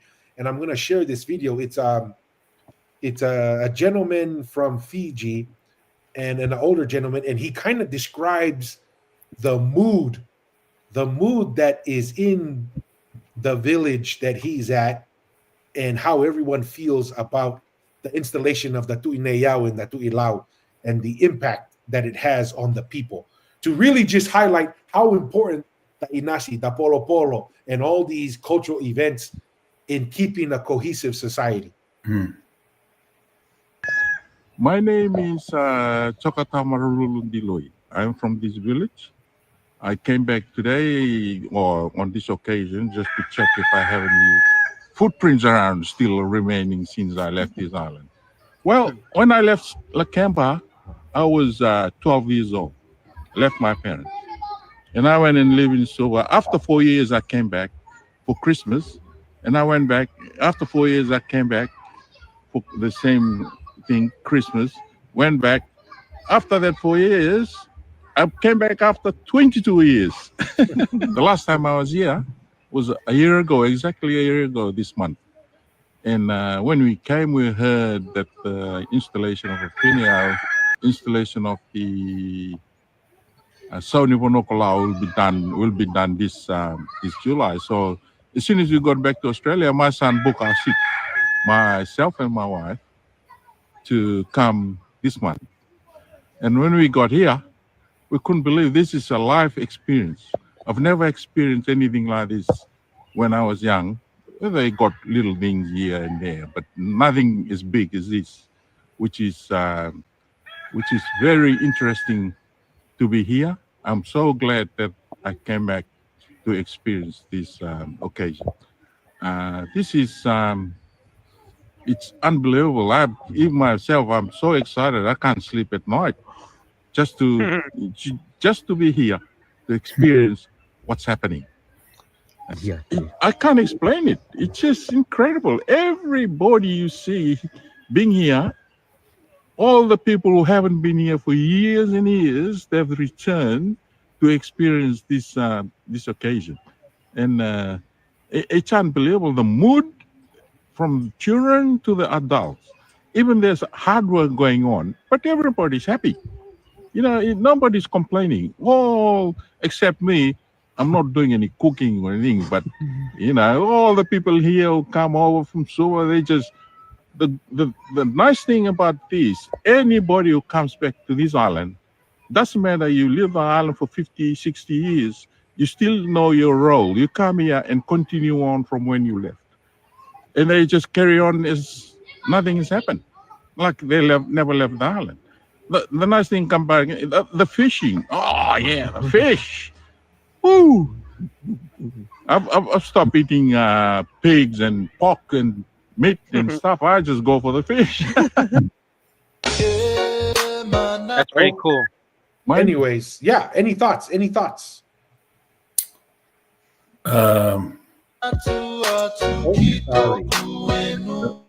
The background music. Yeah, it's like I think relating it to Tonga, I think someone who kind of grew up more in Tongan and who goes back like you guys kind of went there, more familiar with it, went back regularly, can kind of relate more maybe versus somebody like me who, like Tonga is like my, what I would say, ancestral home or whatever, because I grew up in LA. LA is home for me. But I get that similar feeling when I go to like LA, just like how you said, even though I've been gone, like I've been living in Utah for, let me see, I moved out here in 10, about 14, going on 14 years, Wow. But when I go back to LA, it's like I never left, like he said. I know that feeling, it's kind of like, different environment and everything, but I mean, as far as like that idea, like, of you never forget where you're from. But even when I went back to, some people from the diaspora, when they first go back for their first time, I know some people I work with who've been back the first time to Tonga, like they kind of didn't have a good experience for some reason, First time I went back after high school, not to tell my age if you couldn't tell, but my white beard, but back in like 2001, first time I went back, I was 18. It was like the first 2 weeks, I'm not gonna lie, I was tired a lot because I've never, you never experienced it before. I kind of had a little girlfriend and kind of all this kind of stuff was going on. I was kind of getting serious with somebody. My cousin was just making fun of me. He was like, man, shut up, you're 18, relax. You know what I mean? And like, I try to play it off. Yeah, I'm like, nah, I'm not really feeling her like that, whatever. But really, I was. But after about 2 weeks, and then because I went out there for 3 months, and man, by the time the 3 months came up, I spent about a little over a month in Tonga, and the rest of the time I was in Wavau, where my dad's from, in the Koiki Motu Ovaka. You know what I mean? I stayed on that little motu the rest of the time. And everyone was shocked that I loved it there. It was kind of like I had that sense like, man, I've been missing so much. Like I don't want to. And then by the time it was time for me to go back home, I didn't want to leave. You know what I mean? So just tying those two thoughts that come to mind, just tying those together, LA always being home, but never being in Tonga when I go there is just kind of like maybe my, sometimes people say my spirit's always been there type deal, but it's just kind of like relating to the gentleman here, like how, home will always be home, no matter what. He mentioned that you can be gone for 20 years, but you'll never forget where you grew up, where you came from. As far as Tonga goes, I've never, it was my first time being there. But it's kind of like, even if you've never been there, you kind of, when you get there and see where your ancestors came from, it's kind of like, it's a different feeling, man. It's automatically going to be home away from home type thing. So yeah, that's just my little thoughts on that. No, 100%. Appreciate it. Mr. Atero. Dang. I do understand. I do understand where he was coming from. It makes me think of when I was in, when I went and visited Tonga, it was funny because we lived in Mu'a. A lot of people always think Mu'a is only Tatagmo Tonga, but Mu'a is Talasiu, Lapaha, and Tatagmo Tonga. So it's so funny when I walk around now because I've been away for so long, and I don't know if your experience is different too when you were there, but like, in Hoi and Talasiu, because they're relatively small things, Is Hoi a separate part? Is that a separate? Is that It's a Hoi separate little separate. village. Separate little village, but it's a really small village. Talasiu too is a small part of Mu'a. Always get people still recognize and still understand me as, oh, that's the Fale boys. But when I walked in La Paja, it's a lot more different than what I used to remember. There's a lot more new people. Maybe there's been a lot of families marrying to different families. Except the family homes that we have in La Paja is a little bit different. It made me feel like, man, I need to come to Tongatapu more often just to let people know who I am, and especially in the La Paja area. Yeah. But in the Tagmo Tonga, where our house was at and we grew up in, it was still the same like it was how I remember as a kid. People still recognize me, and I would walk on the side of the road and we just stop on the side and just talk and catch up and stuff. But that's kind of my experience. When I go back to Tonga, it just made me realize that La Paja is a lot different from I didn't hang around La Paja too many times other than going to family homes. But when it's a lot more different than the time I walked when I was a little kid. Maybe because there's a lot more different people who don't recognize maybe myself or my family as much. But that's just my thoughts there. But Tonga will always be home. Me growing up, because I was kind of moved around a lot between Tonga my early age and then my teenage years in Hawaii and Utah. So Tonga will always be home for me. But that's just my experience. I don't know if yours was different, Tua, when you were there the last time, or if it was just the same how you remembered it was. Um, maybe if I walked through the villages, I would have a better answer for you, Masi. I just drove around. Oh, heka me But alere go. Okay. Yeah, yeah. I'm not going to see no behei.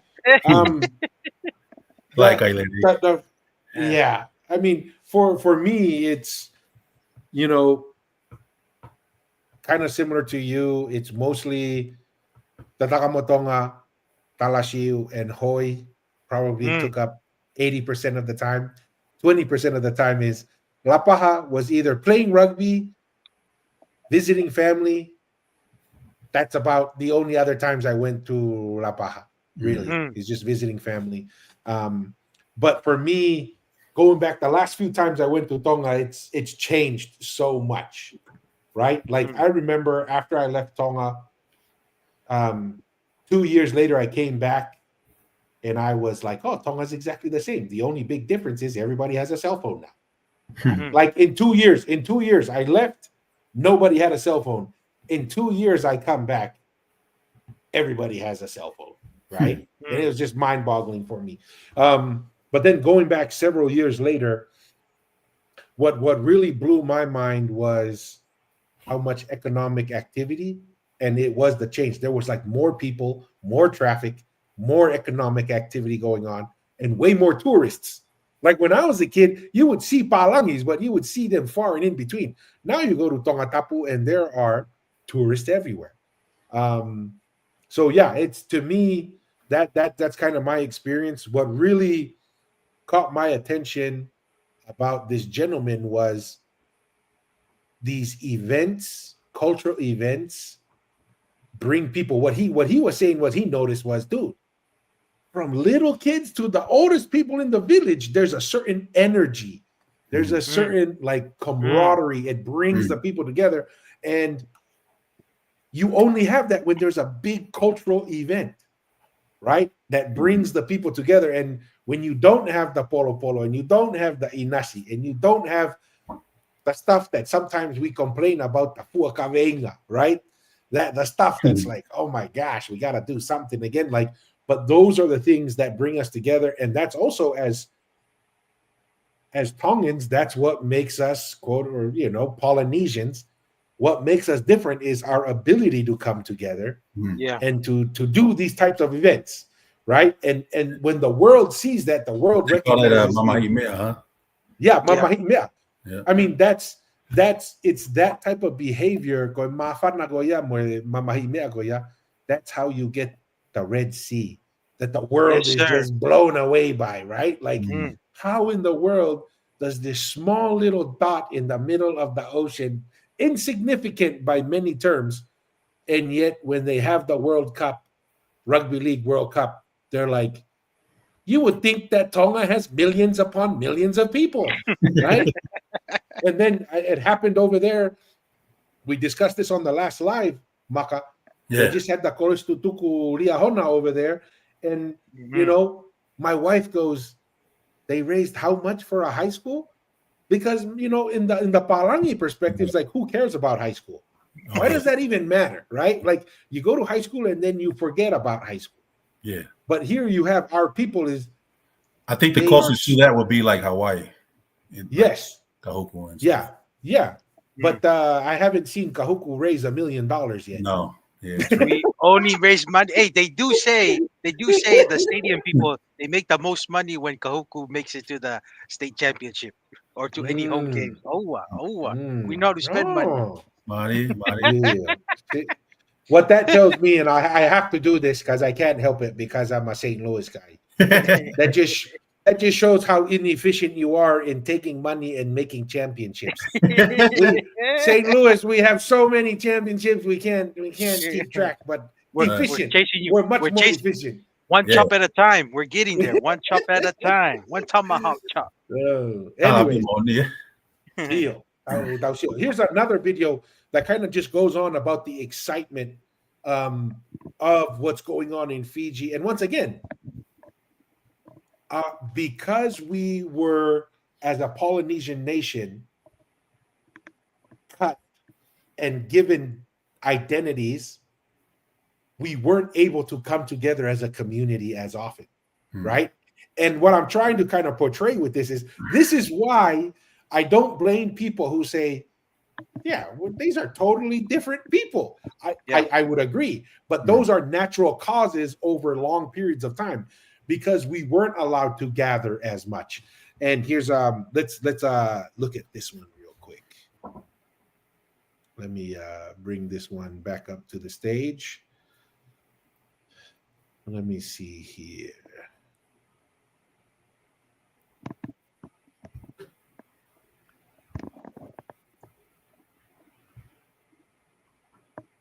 Oh, is it on mute? Yes, it is. Lau comes alive with tradition and ceremony as the province prepares to install its paramount chief, the Tuinayao Tuilau Saniwanokolau. Villagers unite in rare cultural rituals not seen over a decade. Epramuaro is in Lakemba and filed this report. Respective villages in Lau presenting their obligations to the chiefly village of Tumbou traditional gifts earlier this week, a sign of respect as the province prepares to install its paramount chief, Tuilau Sau Nivonua Kolau. Preparations are at its final stages with traditional customs such as the Nai Sirovi ending a 12-year tambu, an event marked with reverence and ceremony. Klaniruan ay tayo muna ang may sarava. Nawira na maramba na lamani korsau. Kabaki na virtu na lemaki. And bukuni taka mabanua. Erto dongarava na bukuni cucu baturang may batuang liwi. More than 1,000 people are expected to witness the installation in Tumbou. Visitors and guests are now hosted in Tumbou and Levuka. Speaking on behalf of the women of Levuka, Luciane Komaisoso shares the important task they are carrying in hosting government and media officials. Sin karorau, sang tanganita girorau. Endo ang anak ko na rin semati kan dapat. Anak ko ang anak ko. Meron yung mandi kan dapat tipo ng daral. Darap natin kita na itag. Sabi ko to na kalubi kan na lemon na lomon yung bongo. Nakalitan nga yung bongo. Yan ang lomon yung bongo lakya. Tuilau Tiochi Koloni Valu confirms a special vessel MV Vevueti has been used as a medical ship to assist medical safety during the installation. Na Vevueti sana cuma di Singapura buka. Sana tos mai kina na matitimi ni tamana nimbula. Merto mi vito mai ni vertu na saliu mai. Sama ingara bicu ka sona itabi na bun warau. Kena ngaro ni cunga nambula. Kena ready to na tipo sabsawa merani basket yu kena 60 bina kena ngara bitu kena soko. The installation of the Tuilau Saunibunoa Kolau has taken months of preparations, with the chiefs today according a full rehearsal to ensure that the ceremony runs smoothly on the day.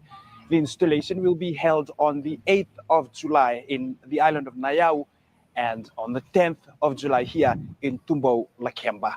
Epramoa Rua, Fiji, One News.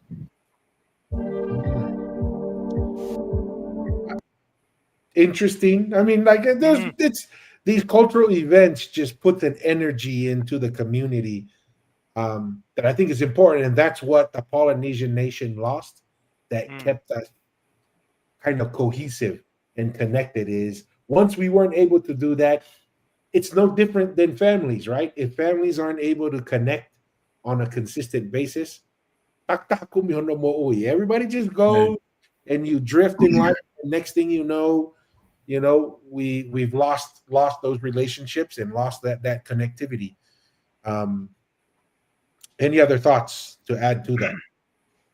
No, I mean the cultural, for that stage is huge because I can think. I'm trying to think when did I participate in something kind of major, and I'm thinking maybe the king's birthday for Tupo the Fourth when I was in Tonga when he had his birthday. Each of the villages and stuff would come and get together and do like a faiva, and people are known. The Dagmo Tonga is known for the laka laka, so that was a big thing. And then it was just the camaraderie and the like what you said, it's like no one can do anything wrong. Everyone is just feeling good about performing and to do for an occasion. Um, to put on their best, and it's like it's an awesome feeling, and it makes me, and like it's the same kind of feeling when we have the whole family together and they're preparing for the doing the cooking with the family, because they don't know, like all these little things is like that's what builds relationship, is when it's you and the extended family all working together, whether that's be a wedding, funeral, even for just in a small stage. But I remember for the king's birthday is the closest thing I can try to get close to this national ceremony for the Lau group for their title, is that same kind of feeling when I would get ready for the king's birthday to all perform for the other little kids, from the kids all the way to the adults. It was very mafana.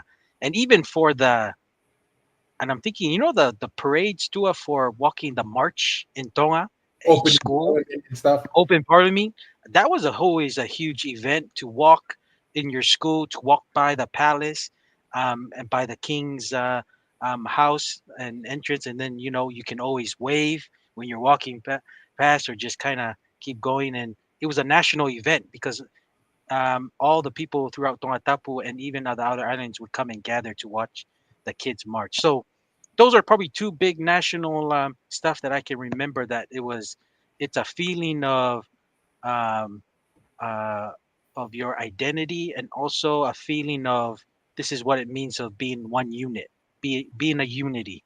So yeah, that's just me. Share my thoughts there. Nice. Well, before I share this little part, I don't know if you guys noticed, because this is something I actually read, but not to digress too much. But if you notice in the Lau Islands, I don't know if you notice anything with the houses, how they're built. Aren't they beautiful? They're No, beautiful. I mean the structure. the like the Wharetonga, the traditional houses, we know how it looks like, right? So like the roofing and everything is a little more rounded off and stuff. If you've seen in that video, you can see the buildings kind of are in that fashion, right?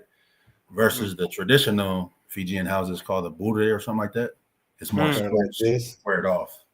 Yeah, just another thing to show to highlight the influence, yeah, or the connection with Tonga and the Lau Islands. Even today, you can see it in the back, versus. No, you're 100%. Like if you go to the Polynesian Cultural Center, they even have one that's like super tall. It's a little more square. Yeah. Well, that's interesting. Yeah.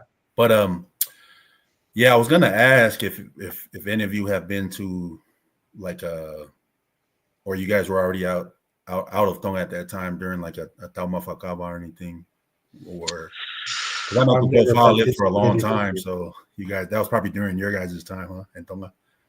Yeah, but I was a little kid during around like Tupo the Fourth, and don't remember ever observing one in person.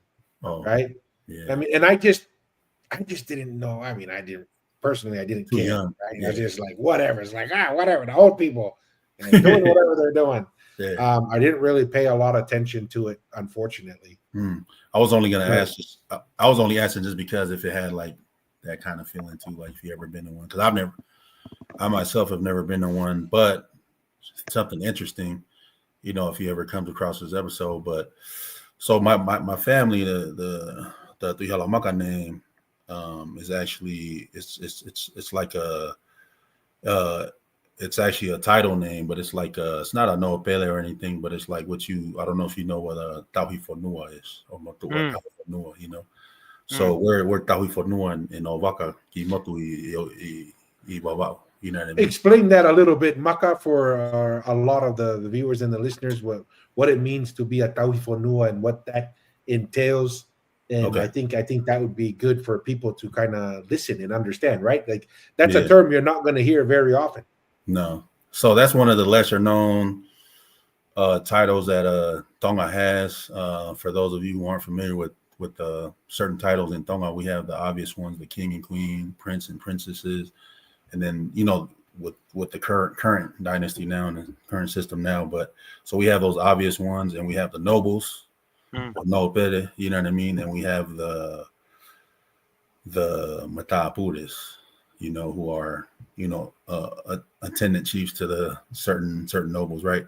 But then there's this one little category of what you call a tauhifonua, which I mistakenly just always assumed. Even I've even had uncles who called it a type of a matapure, but in a sense. But what a tauhifonua basically is, it's either a caretaker of a certain piece of land or a certain piece of property for either a nopere or for the king.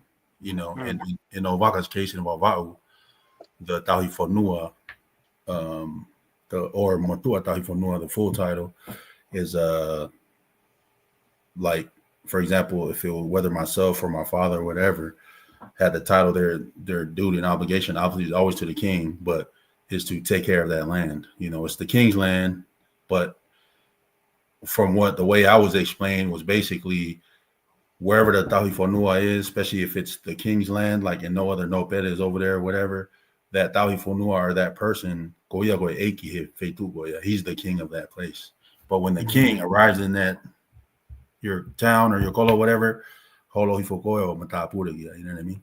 But that's basically tauhifonua as the name explains, tauhifonua makakai in that village or that part of Tonga you're from or whatever. So, but anyway, that makes a lot of sense, and that could be part of, like we talked about earlier, certain families are sent to different parts of the islands all over the Polynesian nation, and it could be to be a ho'eki, and sometimes maybe to be a tauhifonua like that. Yeah, and then the history of that is we basically that's a whole separate thing in itself. But we come from remember how I mentioned earlier when you asked what to just share in general, kind of like the connection with my own family and to Fiji. I mentioned all of it began with my interest or my curiosity of like, it was just random. One day, like you said, when you're young, you're kind of like you're being told certain things, but it's kind of like, oh, I don't really care about that stuff. It's like I got, my mind's on like having fun, partying, finding girls, all that, I mean, just normal youngster stuff. Youngster stuff. Yeah, get more mature and stuff. I sat just randomly one day. I remember the year specifically because that's when I shot out the question to cousins and aunties and uncles, like, do you guys know who the first three Halamaka was, where he came from? None of them knew. Like, this is from my dad's brothers, my dad's sisters, that none of them knew. Oh, I don't know.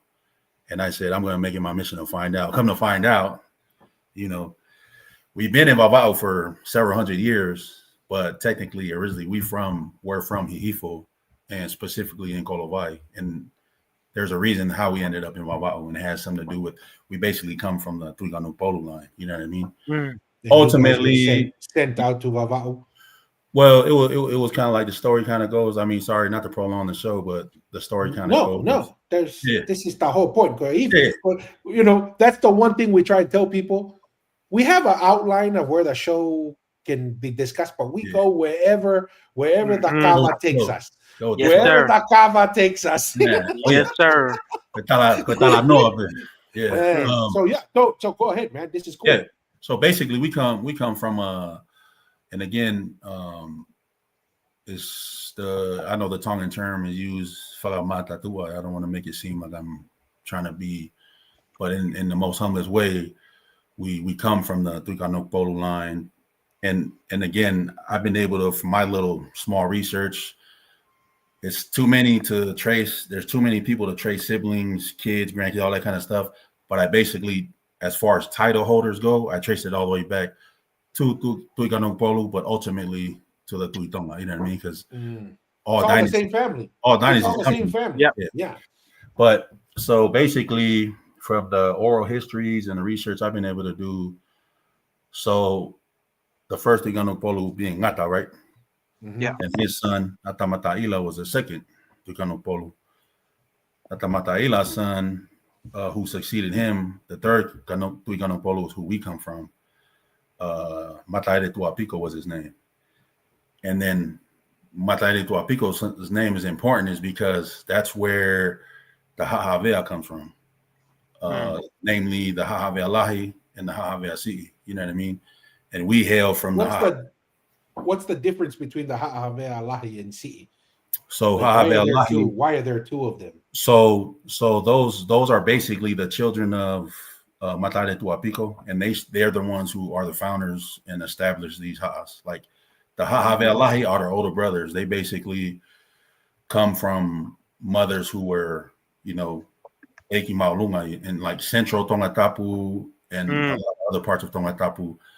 And if you're not familiar with that ha'a, there's a lot of big hitters in here. The names, like there's Vayas from there, Lysikas from there, Tui Vagano, Mafu. all those guys. Those are all. So Ha'ave'alahi is basically the older kids of Matare Tuapico. The Ha'ave'asi'i, which is a much smaller clan and the much younger siblings of the Ha'ave'alahi, basically they basically began in Wawa'u. So similar to how the Ha'angata is, Ha'angata Motua, Ha'angata Tupu. Ha'angata Motua is in Tonga, the Ha'angata Tupu is in Wawa'u. But what's funny is the Ha'angata Tupu and Ha'ave'asi'i came from the same beginnings. They ended up in Wawa'u the same way. So from Matare Tuapico, there's some records that kind of there's a couple different explanations because depending on who you ask, which family, and what we have written down. But there's one record saying that Matare Tuapico's oldest son was someone named Hafoka, and that his son became the first Ma'afu. The next son was a son named Vuna, which is he's always referred to. The full title is, or full name is Vuna Tui Otau, and he was the second son. The third son is Matare Ha'amea. I'm only going to name those three sons because there's a lot of mix-ups in the order of the name. Some say Matare Ha'amea was the oldest because he's the one who succeeded Matare Tuapico and became the Tuikanupolu. But I found more records showing that he was actually the third son. And the story associated with that was his mother. You know how the Tuikanupolu system was more of a voting system. And in that era, the Ha'angata was the one who actually chose the Tuikanupolu. But his mother, her name was Papa Ha'amea.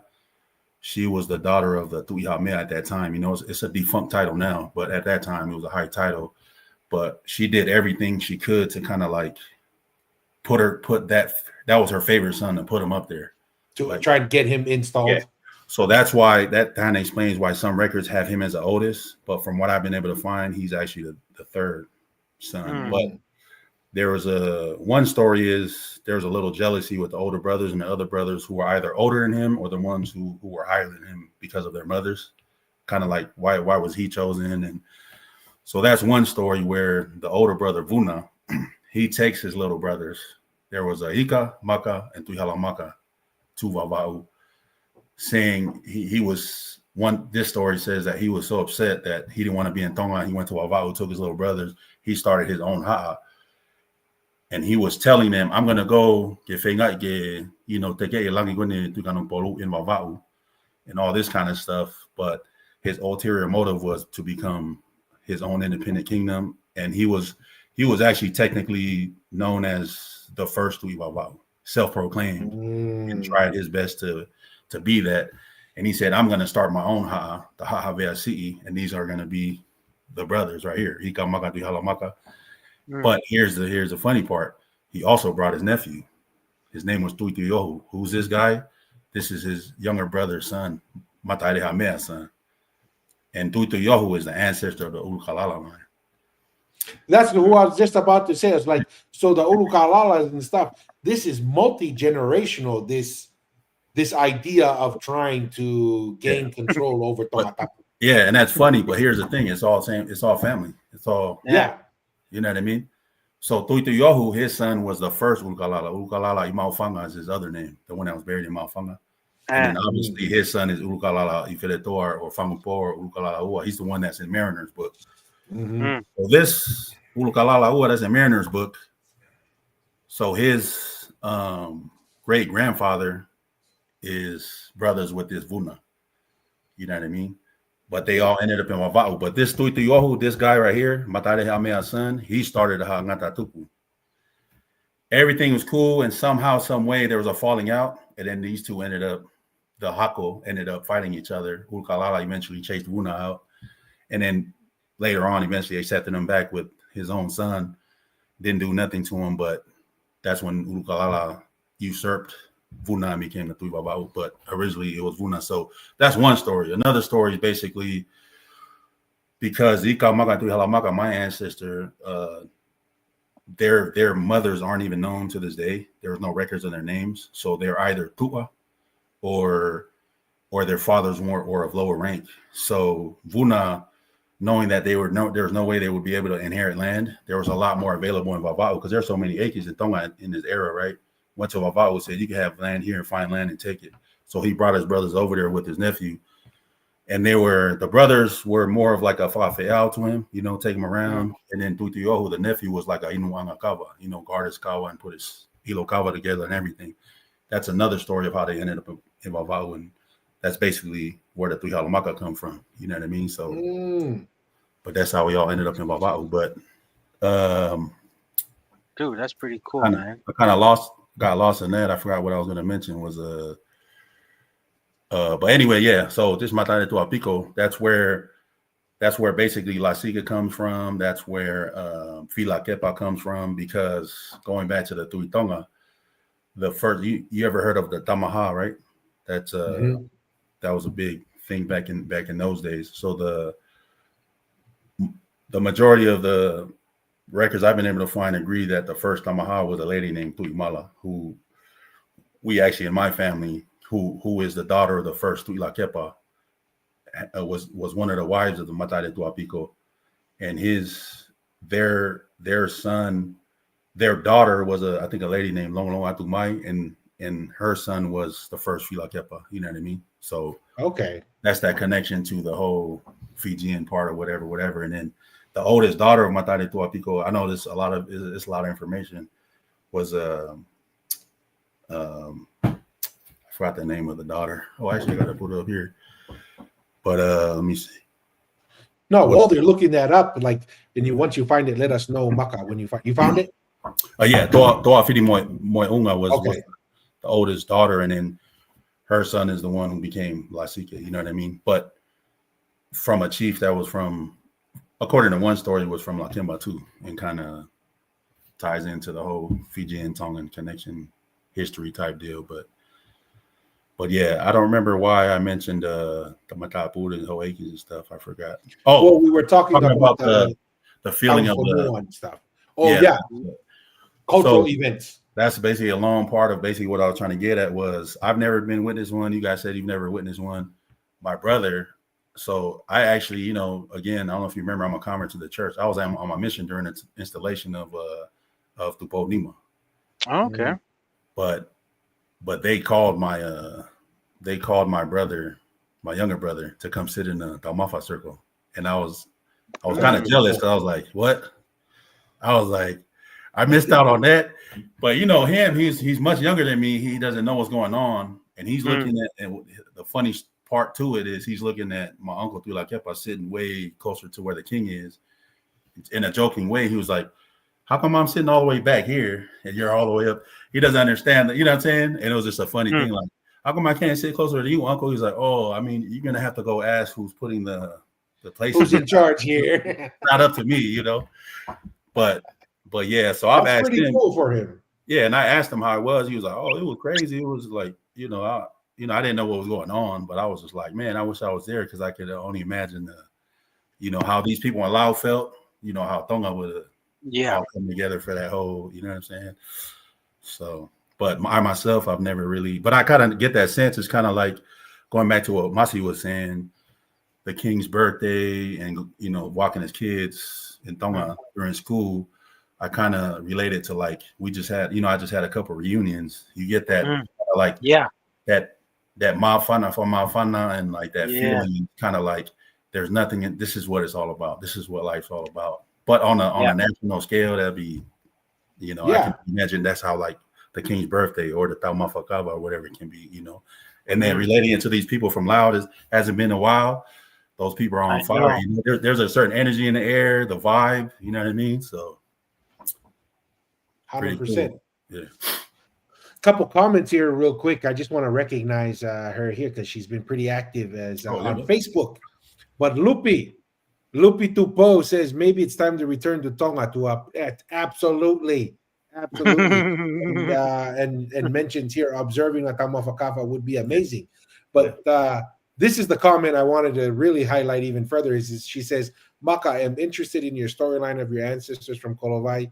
I grew up in Ha'ateho, but during Polo Polo time, we will go to Kolovai and none of those were explained. Everyone you mentioned are my ancestors as well. This is why we have these conversations. Yes. Right? Because we're all one big family, and this is adding value to a lot of people, Maka. So that's why I was like, no, don't backpedal. Let's push through. Let's push through with it. For sure. Mr. Atearo, anything? No, I'm just happy and proud of Maka taking the initiative. When he said he went and asked some of his family members about the first Tuihala Maka and what's the story, he wasn't able to get enough answers, and that's a good example. Even for myself, I know Maka, you're the oldest. You kind of mentioned it, so you kind of taken the initiative to kind of learn that, and that's part of being the oldest. And maaloho whakapoto, man, because that's important. And there'll be a time that I'm gonna have to take that initiative because we don't all live forever. There's a time that everyone will be gone, and it's gonna be me, and I have to know all the family connection because, like what you said, you can't really speak and identify who's family if you don't know your genealogy. So, think that's a good example, and that's what I was thinking when you're explaining, like what Tua said. Just keep going because all it does is just burns the fire. If it burns the fire in me, hopefully it lits a fire in any Polynesian who's listening to, doesn't hurt to keep know your family genealogy and history because it goes a long way. It makes you just deeper understand and appreciate what the ancestors have done in the past, good or bad. But that it wasn't easy what the ancestors had to do to get us to this point. You know? And thanks for mentioning that. I was going to say, as a consequence of me trying to find out who the first one was with our name, I came across everything else, the Tuila Kepa, and starting from my dad's family, went to my mom's side. Then it's difficult, because there's like you got your mom's dad and mom, then you got your dad's dad and mom, and then you got their and so on and so forth. And it's kind of like, but you just start one at a time, and then ultimately, because of all that, I start getting into the history of Tonga in general, and again, until getting to what your father, where I first saw, and then you guys elaborating on it, on the origin of Polynesia and everything, I was like everyone else, like, oh, we come from the Lapido people, Austronesia, whatever, because I didn't really know. Again, that was just my limit. That's what all I knew was this until your father brought it up. And I was like, that's an interesting thought. And then you guys with the channel and everything, I was like, it just blew me away because, as you can tell, like I became passionate about finding out about my genealogy, but then all of a sudden, it's tied all the way back to this is because how you're saying we're all one people, but it's always it's a whole different feeling of like finding little details as much as you can, because we're not going to find every little single name, but it's similar to how you mentioned finding out about. It's similar to that feeling of me. I get excited about them, like when I find something new, and then the proof in certain things. Yeah, because sometimes you'll hear certain names in certain families, you don't think much about it, but when you look back into the genealogy, it's like, what? This name's from 500 years ago, and we still use it. That's kind of a proof in the in the family, because sometimes another person would ask me before I started doing this research, oh, that name so and so, where'd you guys get it from or whatever? I was like, oh, I don't know, I have no idea. It's just my uncle's name or whatever. Then I go back and look and did the research, finding I'm like, oh, the proof is in the pudding. Like this is what they're talking about, how Fiji's connected and all that. Because to this day, a lot of us still use the names in the genealogy is still there. You know what I mean? And to go to what you're saying, Masi, is like, I feel it's important because it'll be lost if we don't, share it with either our kids, nieces, nephews, for their children and their children's children, and for the future to always kind of have that little sense of belonging where we come from and have some kind of knowledge of, our history, our general history, and then our genealogy on top of that, and how we're all connected. And then ultimately putting it all together, like, and then on top of that, we're all one people kind of deal, so. Yeah. 100%. Malo. one of the things that I popped up, I got two. Maybe we'll get through one more video looking at the time. I found a little gem. I haven't watched it, but I thought it was interesting. It's tied to Fiji. But what I was thinking, Maka, when you were kind of telling that the story of the Tuikanukupolu and the Ha'avealahi and Si'i, I think people don't understand how difficult it is to maintain peace and power, right? Like there's always competing interests. This is why, like when we look at the Tui Tonga and the Tui Hatakalaua and the Tui Kankupolu, they had their bumpy days, right? There were certain days where things were rough, but the fact it lasted for hundreds to thousands of years, that is a test. That's not easy, right? To keep that level of unity. This is why our ancestors were always talking about, like, mamahimea, it's about tauhiva. Because when you take those things away, what's left? War, right? Disorder, dysfunction. And a lot of the first observers of Europeans, when they came to Tonga, they said they were blown away how friendly, how orderly, how much agriculture was going on, how sophisticated the social and political structure was. It's not easy. This is the same thing. I think a lot of people, when you don't know how good you got it, right, until everything falls apart, then you realize, oh dang, I should have been a little more appreciative of what my ancestors and the peace and the opportunity that's in front of us. So that's really what kind of stuck out to me, is like, look at all these potential areas for things to go wrong, and yet our ancestors were able to hold it together for generation upon generation upon generation. And those are the values that, the same thing, if we want our families to maintain that tauhiva and all those other things, it's going to take a little fuakaveinga. It's going to take a little thing to sacrifice to maintain it. And I'm excited for you to join and share this information for your son in the future, that he'll see this. This is a big reason why we started this. Was a lot of it was, well, we got to record our dad and some of the things he's put together in his life work. If no one else wants to watch it, well, that's fine. At least I think it would be valuable to our descendants, and we're grateful that it has provided a lot of value to a lot of other people too. Any additional comments before I go to the next video? No, I'm good. Mahalo. Awesome. Okay. So this next video was kind of interesting. I came across it by chance, and I must have saved it and forgot that I saved it. But I haven't even watched it. But it's you guys will see who's in this video.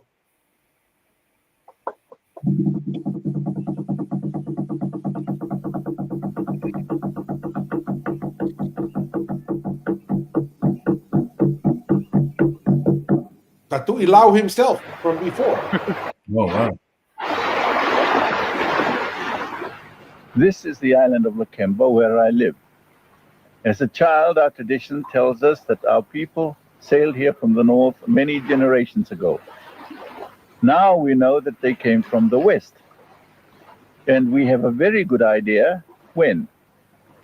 The first canoes came to Lakemba at least 3,000 years ago. They probably beached not too far from where I'm standing now. Simply to have reached here, those first people of Lakemba must have been extraordinary sailors or adventurers. Later, they or their descendants sailed on from here to settle other Polynesian groups, Tonga, Samoa, Society Islands, Hawaii, the Cooks, and New Zealand. Here in Lakemba, those same people laid the foundations for our distinctive way of life, our Fijian culture. A culture which, despite a host of outside influences since, survives strongly to this day. Compared to Ulunikoro, this is a site about which our oral traditions have plenty to say.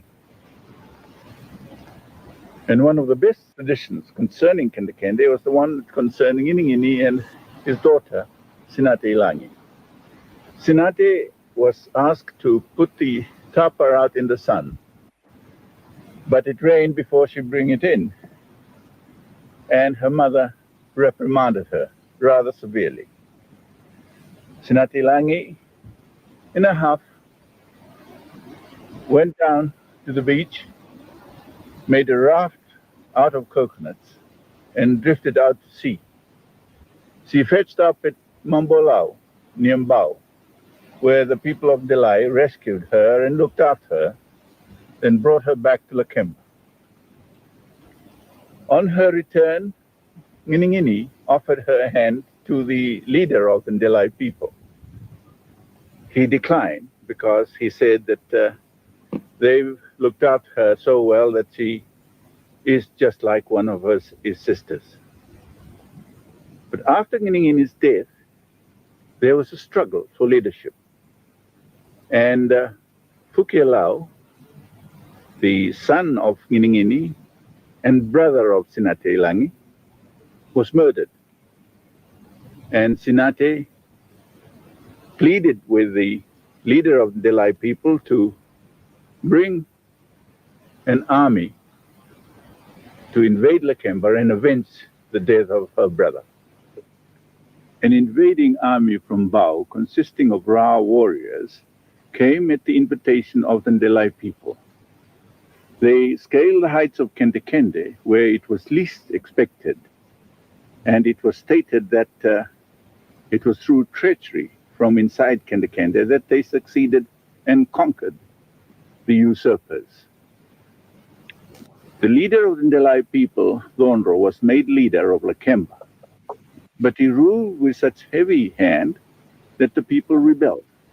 And they went to the island of Nayao, not very far away, and invited the leaders, the Buanirewas, to come to Lakemba. And they came and became leaders of Lakemba from that day to this day, and that's where I come in. The new line made a fresh start. Kendekende was in its turn abandoned, and the people moved once again to the coast, where they met the missionaries, continuing a cycle of conflict and social upheaval, which has been part of our way of life for as long as we have been on this island. If you want to see Big Bean, Right here. Kind of history. Interesting. I thought, I wasn't sure what it was, but I said, "Hey, here's the Tuilau video, the father of the current one." But any thoughts? Any thoughts on that? So it sounds like I'm not very familiar with the story, but no. Once again, it seems pretty tumultuous. This is why the Tongans like to go to Fiji and learn war and practice war. There's plenty of opportunity to practice the Povai techniques. Yeah. No, I was just thinking with the whole when he says the upheaval and multiple upheavals and back to come. It sounds like the current Fiji now with the coups and stuff. So maybe it's not just a Lau thing. A recent thing. It's not a recent thing. It's always been in the Fijian blood to have a little. If it's too peaceful, it's that the Fijians think it's dysfunctional. We need to have a little chaos. I don't know.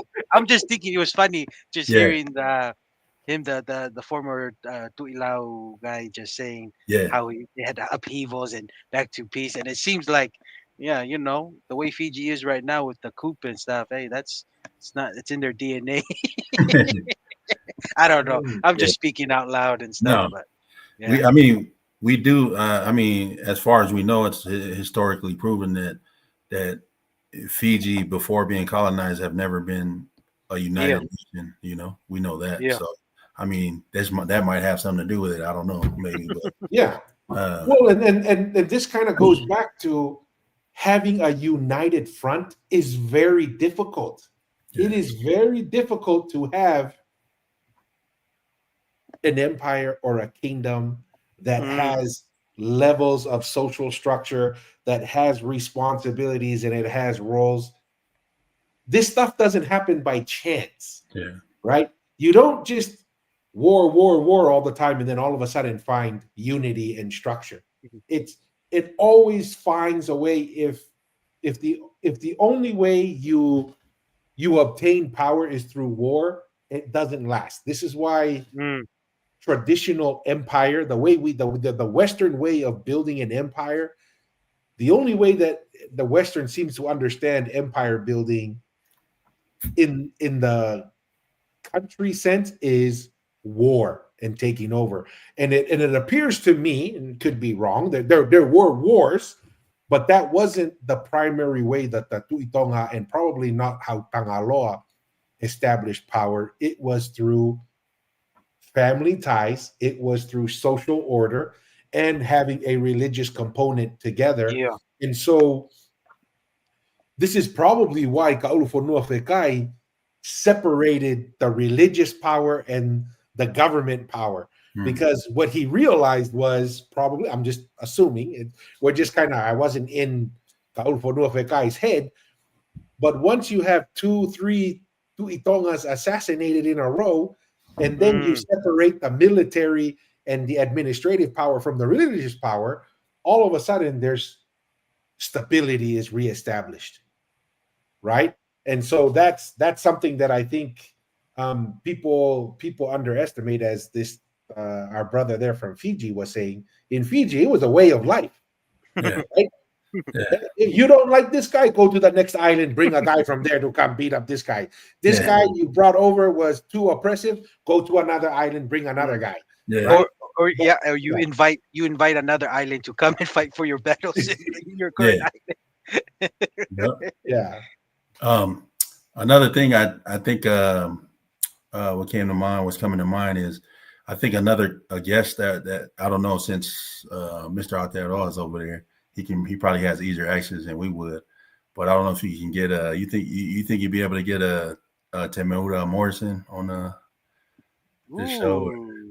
I don't even know who that is. Yeah, I don't even know who that is, bro. Is that the actor? That's okay. That's Jake the Muss from Once Were Warriors. The Once Were Warriors. No. All right. Must go knock on his door. Where does he live? May betua sila maka. May betua sila te laka beo tukuyan ni matapa. Yeah, but nah, that's a good challenge. I'll put it in my bucket mind list here. Yeah, you know, if I'm able to do that, that'll be pretty awesome. I only bring that up because what the you know, in the video, what stood out also when he mentioned that they came from the West and then went and settled the rest of Tonga, whatever, you know. I was kind of like, that's another story. I don't know if he's referring more to the Lapita. I think he's kind of referred to the Lapita theory behind it, because that's where the Lapita theory, you know, and that was established in the 1960s. Yeah. So when he was sharing it there, that was the new idea that just came out. Idea just came out. We came from there. Because the original idea is the oral history from up north, whatever. Because we always say, remember, Devita Fades kind of shared, if you south is opposite the compass, south is opposite. If you flip it, the way Polynesians view the world and stuff. So it was like north was south, and then south is north. So you know, who knows? Yeah. Who knows? Yeah, because go ahead, Maka. No, I was gonna say I brought that up because so obviously then he's talking about the Lapita theory, but I mean, the reason why I brought Temuera Morrison up was because I recently just seen an interview for the Chief of War series that's coming out. It was him and the Cliff Curtis guy, the other actor who played Uncle Bully. Yeah. But those two, sorry to those guys if you guys see it, like salute to y'all. You guys are legends. But those two were having an interview, and then it sounds like he has a little bit of interest in like history and getting to know his people, because Temuera Morrison was saying, he shared his version of where we come from. He said, we come from a place called Kawahiki or Kahiki or whatever it's called. Let me see if I can find that. But how do you spell the name? I think it's let me see.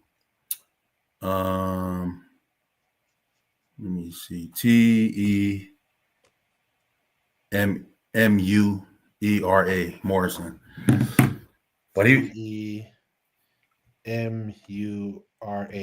EERA.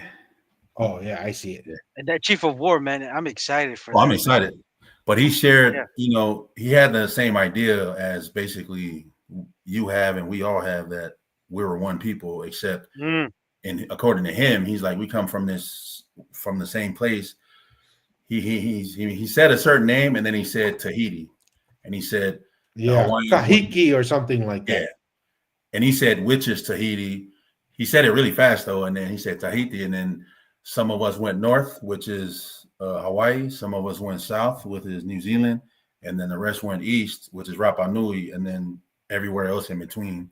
You know, so according to his, you know what I mean, his oral history or his, that's what made me think of when that Tuineau, the prior one, was talking about that. It made me think of, that's why I brought up Timur Morrison to bring him on here, because it sounds like he kind of has a little interest in that type deal, or has been doing some kind of research. Same.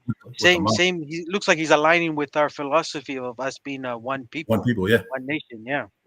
Because he was addressing the thing where some people were kind of complaining. You guys talked about it in, I think, the last episode, about how come we don't have Hawaiians in this and all that kind of stuff. Yeah. But we're all one people, man. Like, basically. Yep. 100% agree with that. Yep.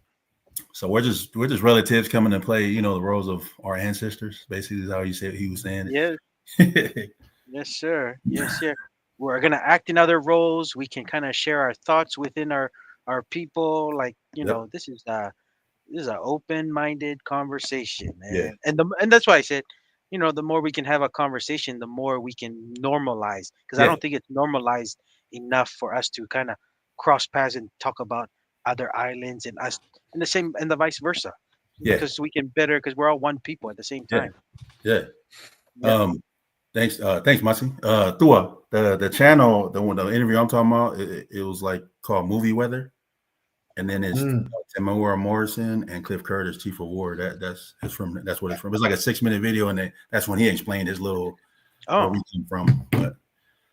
But the channel, actually, I'm gonna, hopefully I saved it if I was half smart. Okay. Because I saw we're gonna combine. Come on, Hi. Oh yes, come on, St. Louis. Come on, St. Louis. Come on, St. Louis. And guess what? It was saved. It was saved. It was, and I'm going to save it because we're going to add our buddy, what's his name? Ldks Sapolu. He made a response to that video. So we're we'll close out with this video for the show today. Let's do it. Right? Where he gives a pretty hard. We're gonna look both sides. Okay. We're gonna have the Maori guy give his version of us being united, and then his thoughts on Ldks' thoughts on it. He's gonna give a King Alpha a response to this plan. Well, kind of. He kind of does. He's like the King Alpha Samoan version. Okay. Right? Samoan version King Alpha. Okay. He won't like that because I don't know if he likes King Alpha or not. But he's gonna get that comparison. Yeah.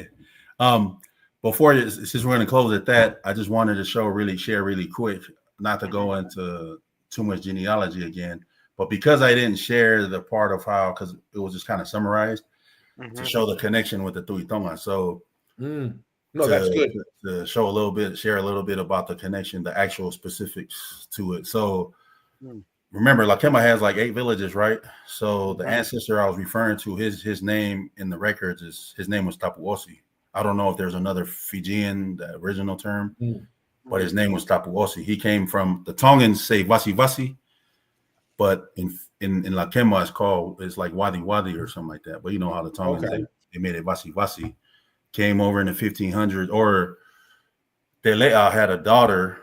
The mother's kind of debated, but what's important is Telea had a daughter named Sinai Takala Ilangileka, if you've ever heard of that name. A lot of people use the first part, Sinai Takala, in different ending, but Sinai Takala Ilangileka. I've heard, yeah. So Sinai Takala Ilangileka was Telea's daughter. She became the first Tuitonga Fefine. For those of you who aren't familiar with the Tuitonga Fefine, of course, they didn't have any actual like political power, but it was more of like a like social stature, Yeah. you know, The achy, Tuitonga family. like a Yeah. father type standing. But it was to for anyone, what I've heard, the reason why Telea established it was to kind of like put the Tuitonga even more than they currently were in that time, because their power even at that time wasn't.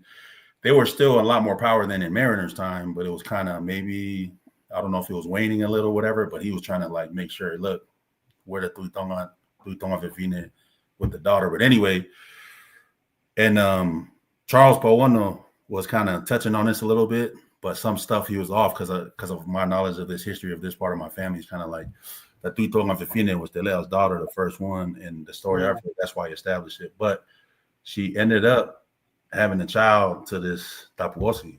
She went to Fiji on vacation or something, and it was in Lakema of all places. Come back, the story goes she was sick or whatever. Come to find out she's pregnant. Telea told this guy, he was a chief of that village, to come to Tonga, and said, "Come here and marry my daughter." And then she was pregnant, and the first child they had, this child, his name was Fonomanu. You know, that name is in my family to this day. There's a lot of people named that name. Like again, with the Tuihalamaga thing, where does his name come from? That's where it comes from. So Fonomanu, guess who this Fonomanu was? He's the first Tuilakepa right there. There are some records that disagree, but majority say this is the first Tuilakepa. And then that's when the Ha'afale Fisi was established. Who's in the Ha'afale Fisi today is Tuihateho, Tuihafitu, and then Tuilakepa. But Tuilakepa is the head, and then everyone else comes from this Sinai Tagala Leka and Tapuosi. So that's the whole, and then all the way down to who's Tuilakepa right now. It's almost in a unbroken chain, but there's a part in the Tuilakepa history where a nephew ended up becoming with the title, and then coming down to who's Tuilakepa today.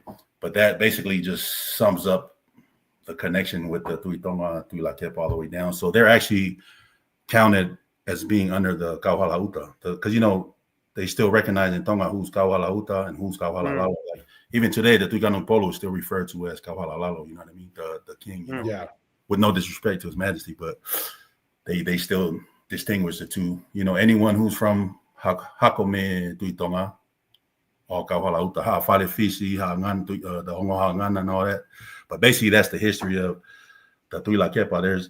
It's too much to share, too much time to take up to share the Tuivagano and everything else. But as far as the Tuilakepa, I just wanted to point that out just to show like that's the connection with the Tuitonga, and then ultimately possibly our connection and everything. You know what I'm saying with you guys. But that's how that kind of would explain to you why Talasiu, because Tuilakepa has an estate in Ofu, right?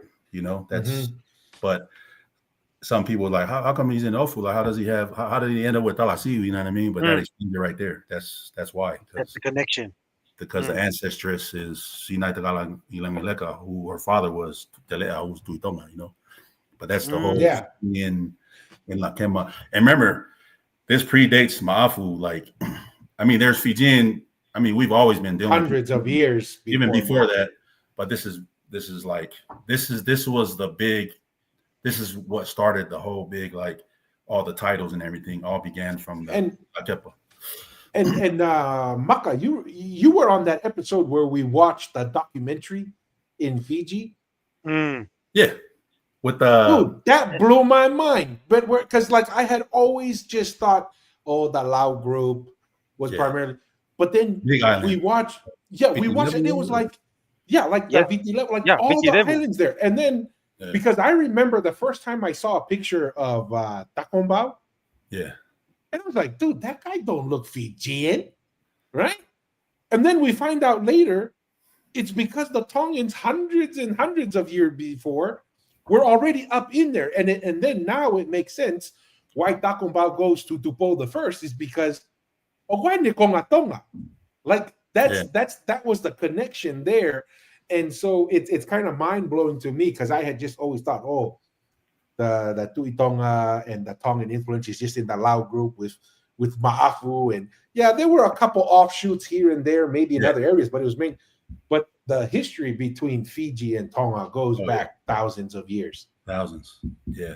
And that's why the Tuilakepa now went to that installation Yeah. Here's what's going to blow your mind. Even though the Lasike comes from Tuikanupolu, but again, it all began with Sinai Takala and Langaleka and Tapu Osi, and then a lot of other chiefs followed after his coming to Tonga down to Lasike. Guess where his Tofika is? Where? La Kepa in Tonga. Right there by Nuku. It's like kind of in close to between like Leahona and Nuku, kind of like that little. It's a small little village, right? Yeah. Yeah. Was that is okay? Yeah, but it's just you see all the little the names. The names. You know what I mean? Yeah. There's right? Yeah. Yeah. It's crazy, and kind of what kind of makes it interesting when you're talking about the Tuitonga Fefine and that thing going on. It was kind of interesting, and we discussed this on one of our episodes where Uraki Mata builds or Telea builds his langi. He intentionally, it sounds like he was trying to stamp some authority because technically he builds it on the Fonuatanu, which is the Tuihatakalaua side. But Homeboy comes and he's like, kind of like what you're saying, maybe he's trying to reestablish influence of some sort, and kind of like just to let everybody know type thing. Just let y'all know. Just FYI, I do what I want, right? And nobody's going to stop me. And then, like you said, creating that Tuitonga Fefine and all that other stuff. And maybe, having his daughter married to Fiji is to remind people we can pull resources from throughout the Polynesian nation. Fiji's a big place, and we can pull a lot of warriors from Fiji if we wanted to make this ugly. You want to pull that card. Here's another little crazy part I left out. Again, one more thing. You're good. Their son, Fonomanu, right? This is Sinai Takalang Legaleka, Tapu Osi, the chief from Lakemba, the village, Wasiwasi or Wadiwadi. They had the son, Fonomanu. Sinai Takalang Legaleka's brother, younger brother, Fatafehi, he becomes the next Tuitonga. But he married a daughter of the Tuihatakalawa, and they had a daughter named Ekutonga Pipiki. I don't know if you ever heard of that name. No. But, in that time, they call it Kitetama. The two first cousins, they marry, and they have a child. So the Tuila Kepa and this Ekutonga Pipiki, she becomes the second Tuitonga Fefine. So this Tuitonga Fefine, the Tuila Kepa, they marry and have a child. Guess who that child was? The first Tamaha, Tuimala. That even brought the Tuitonga, even now you're to the point, there's no question. Like, it was already no question already. But now you got Tuitonga Fefine, Tamaha, that's the 8 year over the kind of Fahu type deal over the Tuitonga, but there's nothing you can't dispute, you can't whatever. According to, some stories or some histories, even though Tuitonga is understood, but it's basically now we have Tuitonga, now we have Tuitonga Fefine, now we have Tamaha. There's no way there's no question. Touch me. Yeah. So this Fonomano and Tuimala name, we still use it in our family. But the crazy part is this Tuimala married Matare Tuapiko.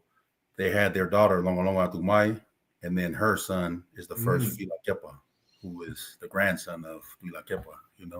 That's further down. That's an even further connection to.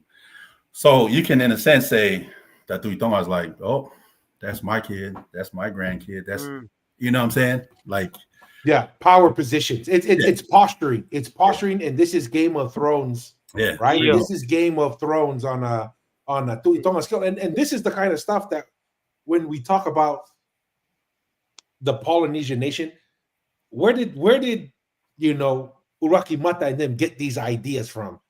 It's because this has been going on in Ha'amoa, Uvea, Futuna, Tahiti. Like, this is how relationships and positioning of power was done throughout the Polynesian nation. This is, I mean, to me, that's what it kind of tells me is like, when we talk about the practice of Tokatufa, this is exactly what it is. It is understanding how to position through marriage alliances to maintain relationship over thousands of miles in the ocean. That's how you create stability and loyalty. And then you have them come twice a year to Tongatapu to remind everyone, oh yeah, this is what we're sacrificing for, Yeah. right? We're all coming together. We're all under the Tuitonga umbrella. This is what makes us who we are.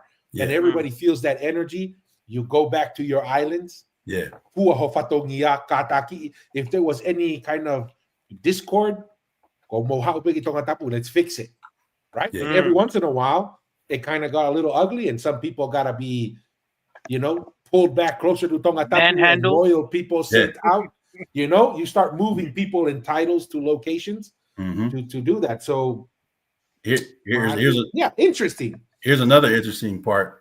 So to your Tokatufa point, Tuila Kepa also has another title or another name to his title. It's called Whakato Fifita. That's also another. I've heard that term before. Yeah. Yeah. Guess where that name originates? There's some parts that are kind of hard to decipher with the certain names, but it comes from the Tuila Kepa. But I don't know which one in the line, because there's a certain story that kind of like doesn't agree with some of the names, but maybe they were changed. But anyway, what's important to note is the Tuila Kepa, his father still had, one of the Tuila Kepa's fathers still had title in an estate in Wasi in Fiji, but his son had inheritance obviously in Ofu and other parts of Tonga where Tuila Kepa was. And then this chief was named Fifita in Fiji, in Lakemba. So when he passed away, his grandson actually inherited the Tuila Kepa title. And then in that time, I don't know about today, but in that time, he also inherited the estate from Fifita in Wasi in Lakemba. And the name Whakato Fifita came about because he became Eiki in Ofu and also Eiki in Wasi. Therefore, hence the name Whakato Fifita, because that's where, you know what I mean? If that kind of makes sense there. Yeah, Maka, I wanted to, because I think too, isn't Whakato Fifita also kind of have some estate in Hoi or something? That's where I'm trying to. Yeah, I've heard that from my mom, something about Hoi. She knows about Talasiu, but she also mentioned Hoi, so. Yeah, that's what because I was like, Whakato Fifita. I've heard that name. They say like he's like. It's the same person. Whakato Fifita was the same. It's the same. Okay. It's the same. Okay. Yes. That's another. All right. Yeah. I just wanted to share that. That's all. Yeah. Okay. And then awesome. Now tying it all together, you know how we have the legends, the what do you call it? Talatupu Tonga or whatever, how those who say Huleo is a female and then her brothers tied her up. That's where we get the Fahu from. But from the late historian Shionelatu Kefu, and then even some of Queen Charlotte's history along with his, they say from what we see, the actual practice of the Fahu, or the way Fahu we know today, started from that Shinai Takala Taposi Fonomanu down to the Tamaha. That's when it was actually established, because if you think about it,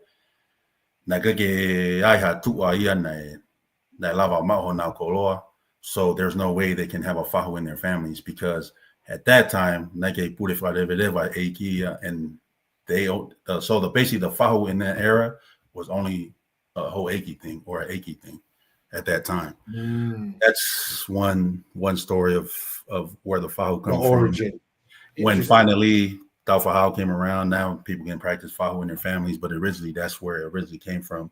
Again, this is a whole nother Tuitonga thing, Tokatufa type thing. Everything is basically from Tuitonga, and maybe, like you said, other influences from the other islands, but just a little interesting history. Yeah.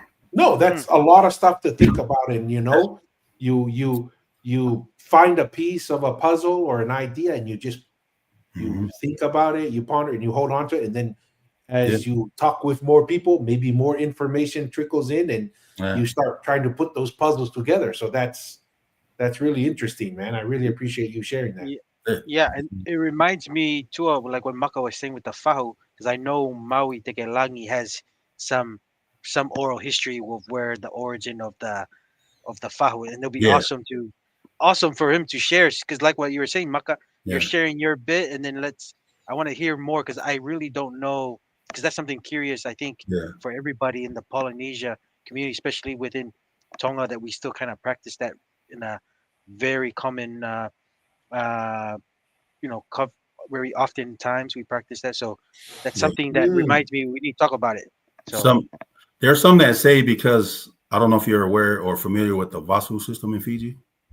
It's kind of I've heard that one idea. That one. That's where some academics say that's where the fahu comes from. But the people, the reason why some people say that, they're according, if you're tying it to the Tuila Kepa part, some people say that it was adopted through Tapu Osi, who came from Fiji and brought that idea and then adapted into the Tongan way of type, became the Vasu, became the Fahu system through that line there. Is another part of that little oral history there. So just another little, So those are the three ideas I've heard of the Fahu. Is I've heard of that Hikureo one.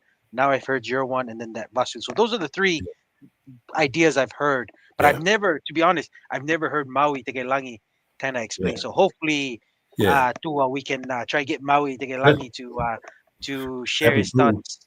If the Tongan internet is good over there, the Starlink is nice over there in. I heard it's pretty nice. Man. Starlink uhila. Tonga Power. The Tonga Power just needs to get their act together.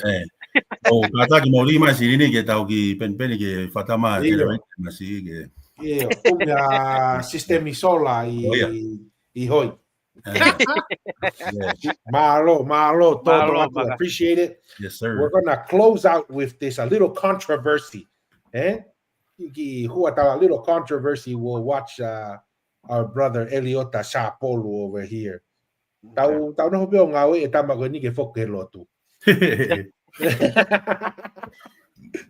So we'll watch it right here and see what he says. And Rose. Yeah, nice. And Kamehameha Jason Kiahu. Tawa. We're the same people. And I had to think, ka tika te kōrero. No ka hiki tātou. Te tahi, ka huri ki te tai tokerau. We tahi o mātou, ki te tai, we headed south. We tahi, the Rapa Nuians went east. But in the beginning, hey, we're the same people. In the beginning, we were the same people. Yeah, I get that. I get the whole navigation thing, the one race of extraordinary navigators. I get it. But there's a massive difference between arrival and survival. It's one thing to arrive to these islands, and at the time, we're all the same navigating race when we arrived. But then it's a completely different story to survive on these islands. Each island has their own experiences trying to survive extermination, colonization, dispossession, destruction of tablets and tapa and everything that recorded history, to survive land loss, diseases, cannons, bombardment of our villages, banning our culture, banning dance, banning tattooing. There's so much lived experience. There's so many unique experiences in each island. It's one thing to arrive, and in the beginning, we're all the same, but it's a completely different thing to survive. And having to survive on the different islands creates a unique experience that's unique to each and every one of these islands. Because I'm telling you, there is no way that Samoa will ever allow Timuera Morrison to play Tupua Tamasese in a movie about the Samoan Mau. Hell no. You know why? Because Samoan blood has been spilt to preserve Samoan history and Samoan culture.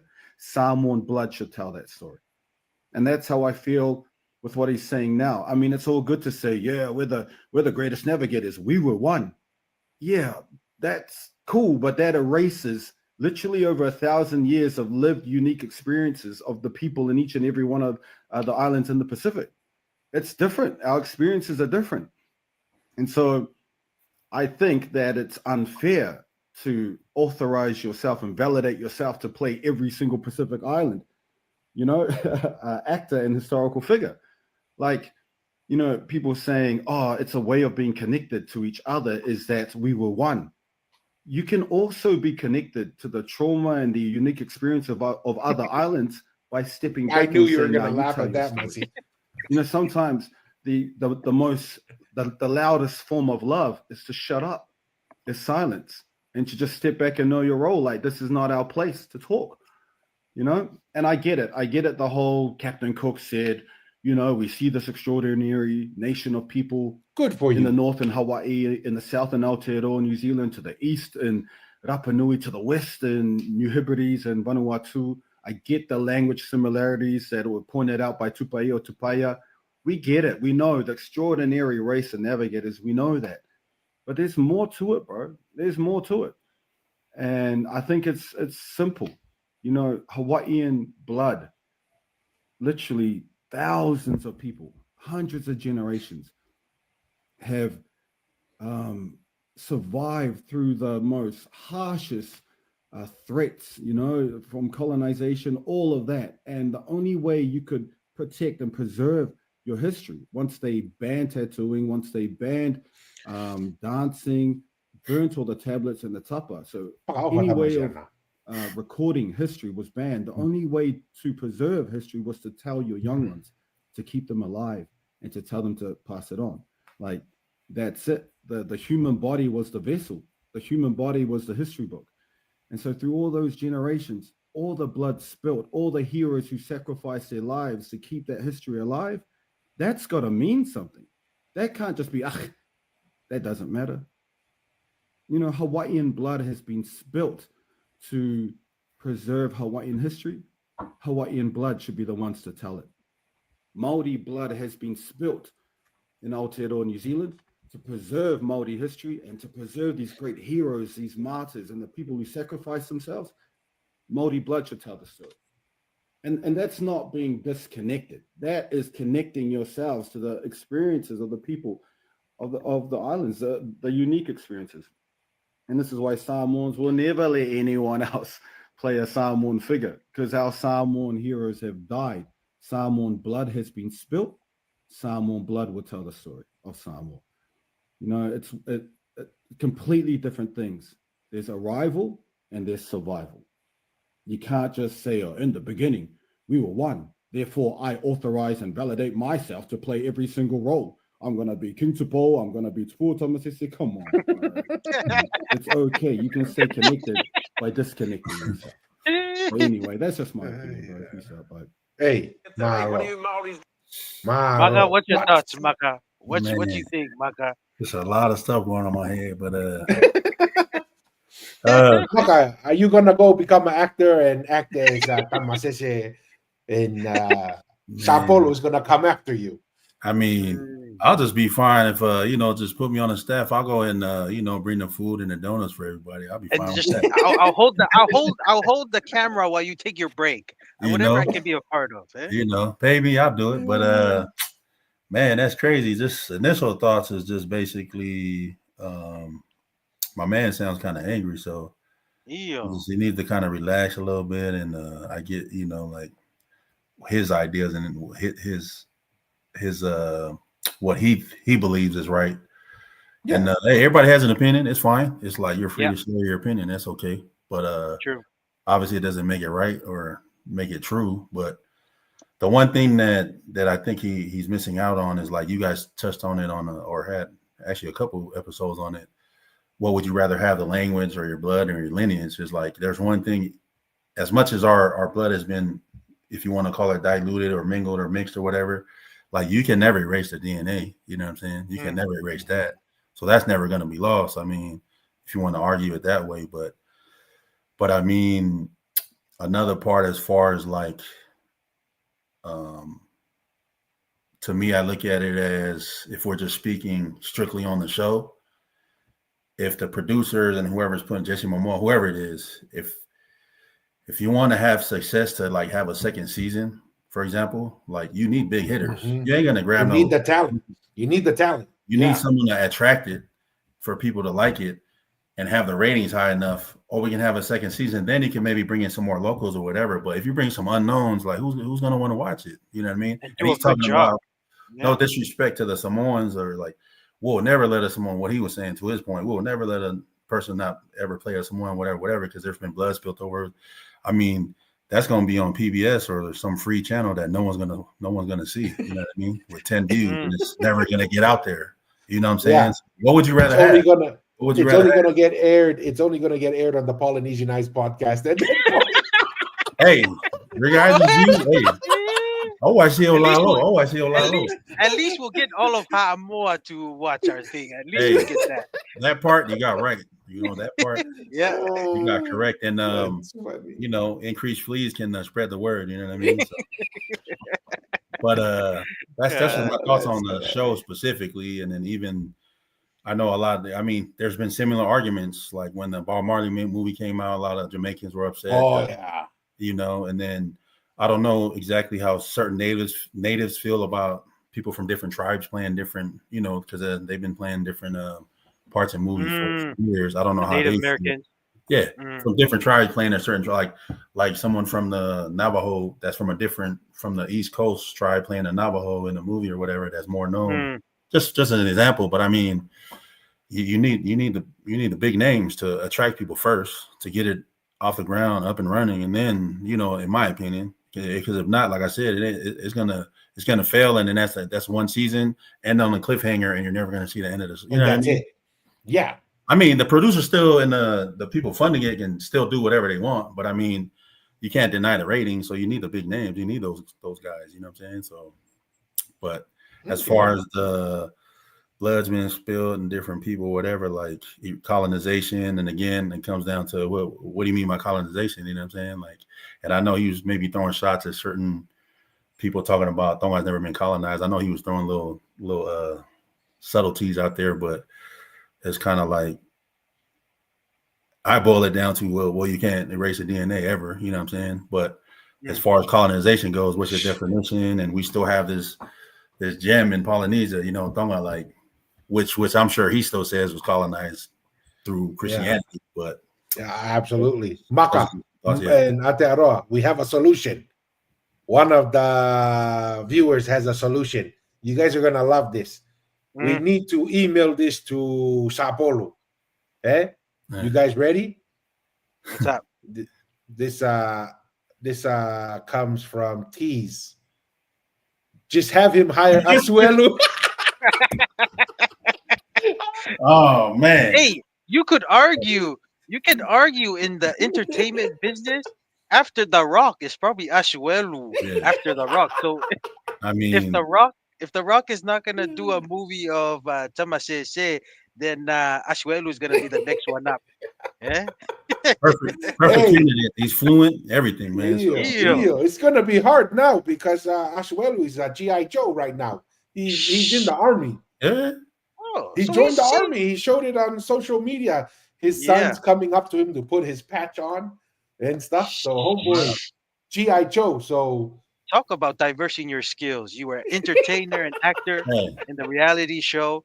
Then he's actually joining being a real soldier now. Yeah, look at that. He can go in different worlds, man. We can't blame that guy. I get it's an OG I work with. He's actually from Tonga.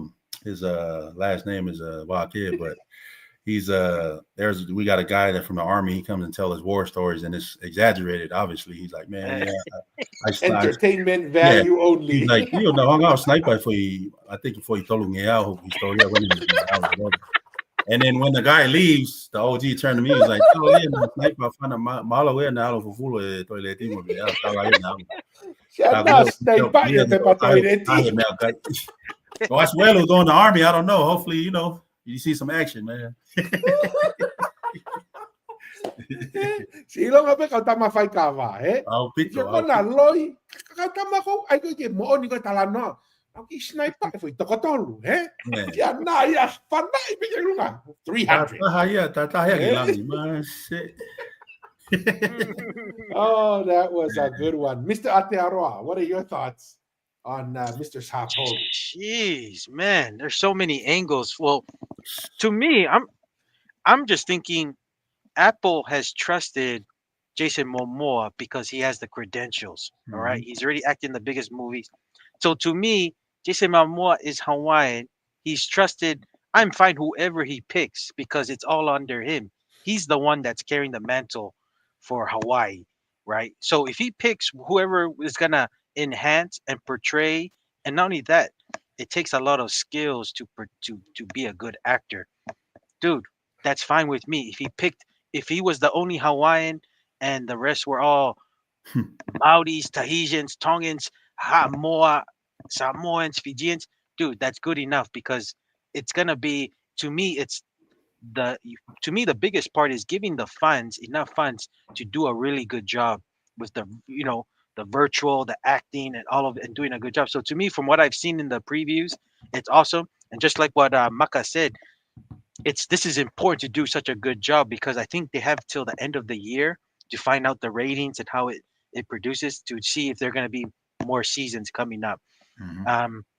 So to me that's the reality. I'm not too picky with the he goes, it's like one extreme to the other. He's on the end of the spectrum. He's picking like iconic characters for somebody like to act in. Of course, Morrison is not going to act as an important figure in Hawaii. He's just a important role, but he's going to be important. And to me, as long as you're portraying it correctly, that's fine. But of course, when you talk about iconic roles, like what he said with Tamasese, or even if somebody wanted to act the Maria Toa um, scuffle with the Tuitonga, like of course you're going to have a person of Samoan or Ha'amoa ties to that family, or maybe to that story, and maybe have a Tongan that acts as a Tuitonga. But the supporting roles, it can be all of Polynesia because Morrison is right. We are one people, and we shouldn't be so sensitive. It's crazy. People who are usually sensitive to these things is they put their and this is from Tupo the six. Tapu Be Moya. He said, you know what the number one thing? He didn't even say culture, language. You know, he said the number one thing, Lotu, your faith, when he was at Fiji, and that should be the most important thing because like I said, when you have your spiritual identity, you're more likely to be better equipped to deal with the challenges of life. You're more likely to be less offensive when people, your people are going to be do you wrong or whatever. You're more likely to be equipped to overcome those challenges. So, and I think he said it was lotu, and I think it was like development, and then he said it was culture and your genealogy. He used the term which is I have much the better video. than I have yes, the video. We'll play it after this. We'll close with a happy thought. I have that yes. video. We'll close with the king's thoughts. Yes, and then and he said like the talatu faholo, your customs and stuff. That was number 4, and then number 5 was freedom. So to me, the perfect example of how Polynesian should live their life is what Tupo the Six, and I hope future kings that all Polynesians can follow is Koilotu. That's the most important thing. And this whole cultural stuff we can navigate when we can try to, because we're all still trying to rebuild. Remember, Tonga is only a little part of Polynesia that survived not being colonized. The rest we're still trying to heal, move forward. I don't like the term who wants to listen to somebody's trauma. That is crazy. Like, dude, you must be miserable. Yeah. Like to me, like no one wants to hear trauma. People want to hear your recovery story and heal from it. Why? Because to me, when you still have trauma, you want to share it, dude. You haven't moved. Whatever trauma You're you stuck. got, you haven't You're moved stuck. on. You're stuck. So it's unfortunate that he's saying that we have to listen to somebody's trauma. To me, you want to listen to somebody's repentance story because that's what gives hope, and that's what the Lotu gives everybody is hope. So that's just my thoughts there. You know, I still love the guy Eliota. We're still, hey, you're still my Polynesian brother, but it's good to have these conversations more because some people are not progressing as well as they should be in life, and that's why we're all here. Just talk story and share story on how we can move forward as a people. But of course, I that's one thing I agree with him. Of course, we have iconic roles like Taufahau or Tuitonga or some important Tongans. You want somebody of Tongan that's more likely to understand the culture, portray it, have the little nuances. But to be honest, this Chief of War film is only gonna. I think I mentioned it last night, Tua. This Chief of War is gonna have more Tongan actors that we don't even know of that are acting behind the scenes. That who knows later on in the years that we can have some funds. Now that if the Hawaiians do good with this Hawaiian story, you know what they're gonna do? Because it always starts with the Hawaii stories because that's what everyone's familiar with. So we'll do that. But when they look deeper into Polynesian history, they're gonna come to the core that Tonga Tapu is the core with the Tui Tonga Empire. So, and maybe we can do something out of that. That's just my thoughts. Tua, I don't know if you had anything else. Yeah, my perspective is and this is just from looking back at history, there's two challenges I have. I understand the intent, right? Just because you have good intentions doesn't mean that it's the right choice, right? In my opinion. And yeah, you have an intent. Oh, it should be told by a Hawaiian. It's like, well, there's a lot of things that should have been, right? Like, we live in an unfair world. Like, don't expect fairness when you're playing against a guy who doesn't care about fairness. Like, we live in a world where don't worry about fairness. Try to do what you think is best, and then whatever happens, happens. Where I think I would challenge him is he's defining the wrong battle, in my opinion, right? He's defining the wrong battle in this sense. This reminds me of our conversation we had a live a few weeks ago, and someone was saying the Tongans were a bunch of wusses, right? Like, the Tongans just folded. They just folded like a cheap tent, right? Like, they just folded because we decided we weren't like the Maoris and fought the British, and we weren't like Ha'amoa who fought the Germans and all these things. And I'm like, okay, and what was the outcome? Right? And the challenge was that they faced is two things. They could not understand who they were fighting against, right? And if you don't know what you're fighting against, then you don't know what battles or field of battle that you need to be engaged in. It was quite obvious to the Tongans when they saw the technology and they understood the resources. You don't have to see what the Europeans, you don't have to see the millions of Europeans back in Europe to look at their ships and say, these guys are advanced. They have resources.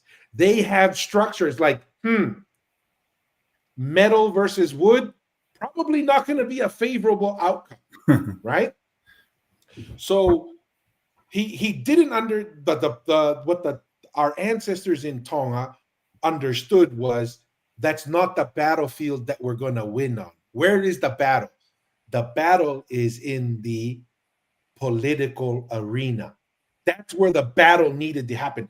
You needed to engage Europe in that field, not in the physical confrontation. Yes, it was where, and that's what differentiated Tonga, I think, and why Tonga survived. Added to that was how unified Tonga was. And certain leaders had to make sacrifices, right? Certain leaders, not just the Tui Tonga, but also some of the leaders below, they had to recognize, oh, Yahweh, how are we going to survive as a people? We need to sacrifice to get us through this ballot, this challenge. That's what I see his challenge is. I think he's so clouded with blood was spilled, people suffered. We agree. We know that happened, right? But what's the battle? The battle is getting the story out and getting it to the most amount of people to give more opportunity, not just for the Hawaiians, but like you guys were sharing, for everybody. And once you understand that the battle is delivering the story in a way that leads to more opportunity for all of us, that's where the battle is, right? And so what Jason Momoa is looking at is the long term. I feel like he's just looking at the short term, just this one series or this one episode.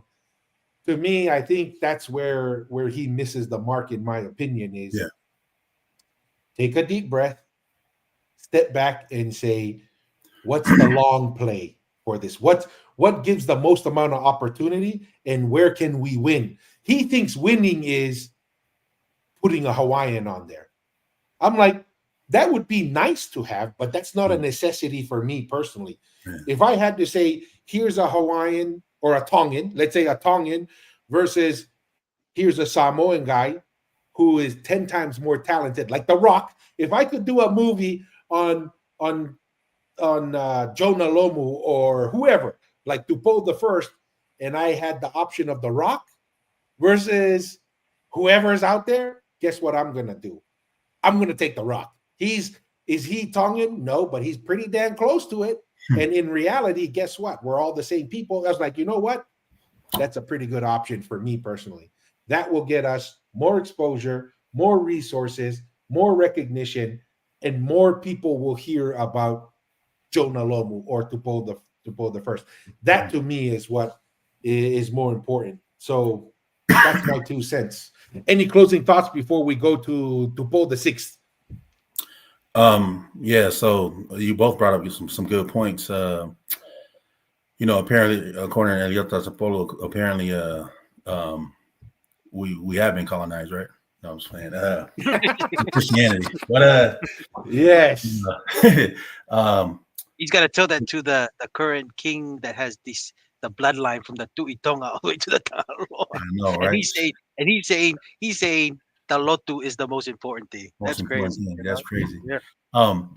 What's funny is you brought up a good point, Masi, talking about Tamura playing and again, sorry if I'm mispronouncing your name, but he's playing a supporting character, right? Mm-hmm. But Eliota's not realizing it's because you brought up a good point. The main, Jason Momoa is going to be the highlight, of course. He's the big name, putting it together and everything. But guess who he chose to play Kamehameha? Yeah, the Hawaiian guy. Hawaiian guy. So he missed that part. And another thing was obvious to me was I think Eliota doesn't mind. I think he either has a thing or he doesn't mind Hafikasis because he didn't say nothing about Jason Momoa, and then the Hafukasi Tongan girl was playing the Kamehameha's wife. He just this. Oh, so we just need to get some Hafikasis. We're good, man. That Tongan girl, she's starting to her name's starting to get out there. So pretty, she's from New Zealand, right? Or I think so. From New Zealand, but I'm not too familiar. I haven't watched any of her movies. I know she did a series on Netflix or something. They were saying, but I haven't watched it. But when this series comes out, I'll probably most likely be my first time watching her acting and stuff. So. Yeah, and to Thua's point, that's a really good point. You touched on it too, Marcy. Was can you imagine if this became a success, like the exposure, right? Like this could be the stepping stone to more. Oh, there's more Polynesian stories. Now we're gonna have movies about Samoa, about Tonga, about everywhere. You know what I'm saying? And then, man, how crazy would a Tui Tonga series be? See, no. Well, go ahead, Masi. No, I was gonna say too. Like I'm kind of having a little glimpse of vision. Like I can see this Chief of War once its series is doing really well, keeps going, and then just knowing how Palangis in Hollywood, they like some kind of record. And the only records we have, like, just imagine doing the stories and acting of like the series of the George Vason accounts, because they actually have documents. They can go by that. They go by the Mariners with Ulukalala. Like to me, that's like, dude, man, I can see them going by that because there's no other Polynesian island that has old records like that to pretty good details for that time with Mariners account and George Vason's account. And to me, even getting to that point, dude, that would be awesome. And just knowing the Palangis and stuff, they would love something in written because it's already there. Now you're just trying to find the correct build off of that.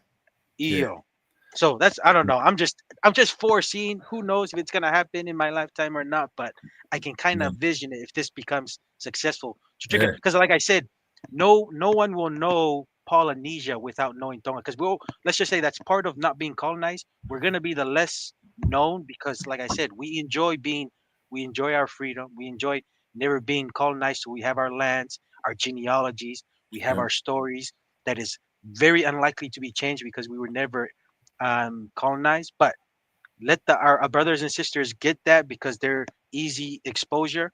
But when it comes to the core and somebody who really wants to understand true Polynesian history, there's no way you can avoid Tonga, and Tonga will get its limelight. Always later on. It's just part of the territory. Yep. Yep. That's one of my VPs that I had in my previous company. He would always say, every dog has its day, right? Every dog has its day. And let's close out. Well, I'm glad you brought up that reference to Paul the Sixth, Masi, and plus this is a positive way to include in the show here, but I did have the video and I was planning to share it, but kind of was thinking, oh, maybe we'll bypass. But I guess the ancestors must have said, nope, we need to end on a positive and show His Majesty giving some guidance to the youth of the future. Mm. And things if you want to characterize what you spoke about. Number one is logical. Number two, active. Number three,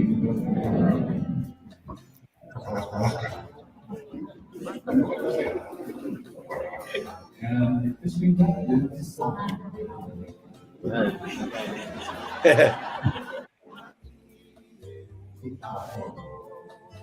Mm. The last speaker is freedom. Combined. This gentleman wanted you to come and shake my hand, but it's like everything else in life. Make the sacrifice. Listen for my words.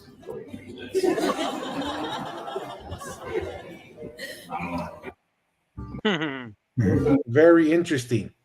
I'm going to leave it up here because in the Western culture, number 5 is the first one. The individual's freedom is what's paramount, right? My rights, my freedom, that is at the top. But His Majesty has it as number 5. And I think it's because faith, education, development, and culture is what allows you to have freedom. You remove those other things, your freedom, you can't exercise it, and it really doesn't help you. Your freedom can actually be destructive to you if you don't know how to use it correctly. And but that's interesting. That was kind of my thoughts. What's your guys' thoughts on His Majesty's advice? Maga? It just reminds me what it says in the first thing that came to mind was from the scriptures being faith, and what you were saying, Tua. Without faith, you're not gonna achieve any of those other things, right? Especially freedom. But I'm thinking of why would someone say that, or why would that be the case? Why would faith be first? I've always been a big believer, especially coming into the church, that you put God first, everything else will fall in place or follow itself. And why would faith lead to freedom? Maybe not financial freedom, or the way the world thinks of freedom, but I'm reminded of the scripture that says, the truth shall set you free. You know what I mean? Said by the Savior himself. Yep. Like you put your faith first, and then you'll be free from the stuff that's important, free from stress, free from burden. I mean, we're always going to struggle, but I mean, you won't be tied down by those worldly things or whatever. But like, that's how faith will lead to all those things, including freedom. And that's just something that came to my mind. So, Mr. Aotearoa. No, man. I mean, this is always kind of aligned what I've always kind of mentioned even earlier in the podcast. I love talking about culture and its importance and the genealogy. But like I said, your spiritual identity is the most important. And I'm so pleased to still see that the king still mentioned that Lotu is still the number one priority, even because a lot of people, especially our cultures that's been unfortunately been colonized and stuff, right? The whole culture and tradition is their number one, and Lotu is not even in their top 3, top 5 thing, and it's unfortunate, and that's why I'm saying they're actually trying to get rid of it. Some of them, Yes, yes. So I'm just pleased because Lotu is, to me, your spiritual identity is the most important. What is your spiritual identity? You're a son or daughter of God, having a purpose here on this earth, and you're gonna return back to Him. And whatever that pathway is, everyone is going on that pathway, and it's all about your personal prayers, study, scripture studies, whatever that may be, being obedient, being a better brother, son, husband, or wife, whatever that may be, to get you spiritually live on the righteous path. But to me, that's the number one thing. And then the culture and stuff that will fall in line, because when you can live a good life and try to be a good person, the culture and stuff, you'll be blessed to with blessed. If you try and learn the language, you'll get some spiritual strength to learn the language. If you want to learn certain customs and speak a certain way, you'll be blessed spiritually. So that's why I'm not surprised when Tupo the six say faith is the Lotu is the most important thing, because everything else will fall in line. So and who's gonna argue with the king who should be saying other things, but he's saying Lotu, because like I said, I think we talked about it, Tua, Toa Ofa, with that significant history that happened in Utui in Vavau. See, I never knew Utui ever until we talked about that. Now Utui is famous in my books with what the spiritual awakening to all of Tonga. So that's just my thoughts there. And long live His Majesty and Fario Tupo. 100%. Well, gentlemen, we hit the 3.5 hour mark, basically. It's been a great live here. Appreciate all the viewers and listeners across the different platforms. We're going to close it out, man. And we're going to close it out with the invitation that we always have. Stay curious, right? Be bold and don't be afraid to ask the hard questions. Till next time. Mahalo. Peace. Mahalo.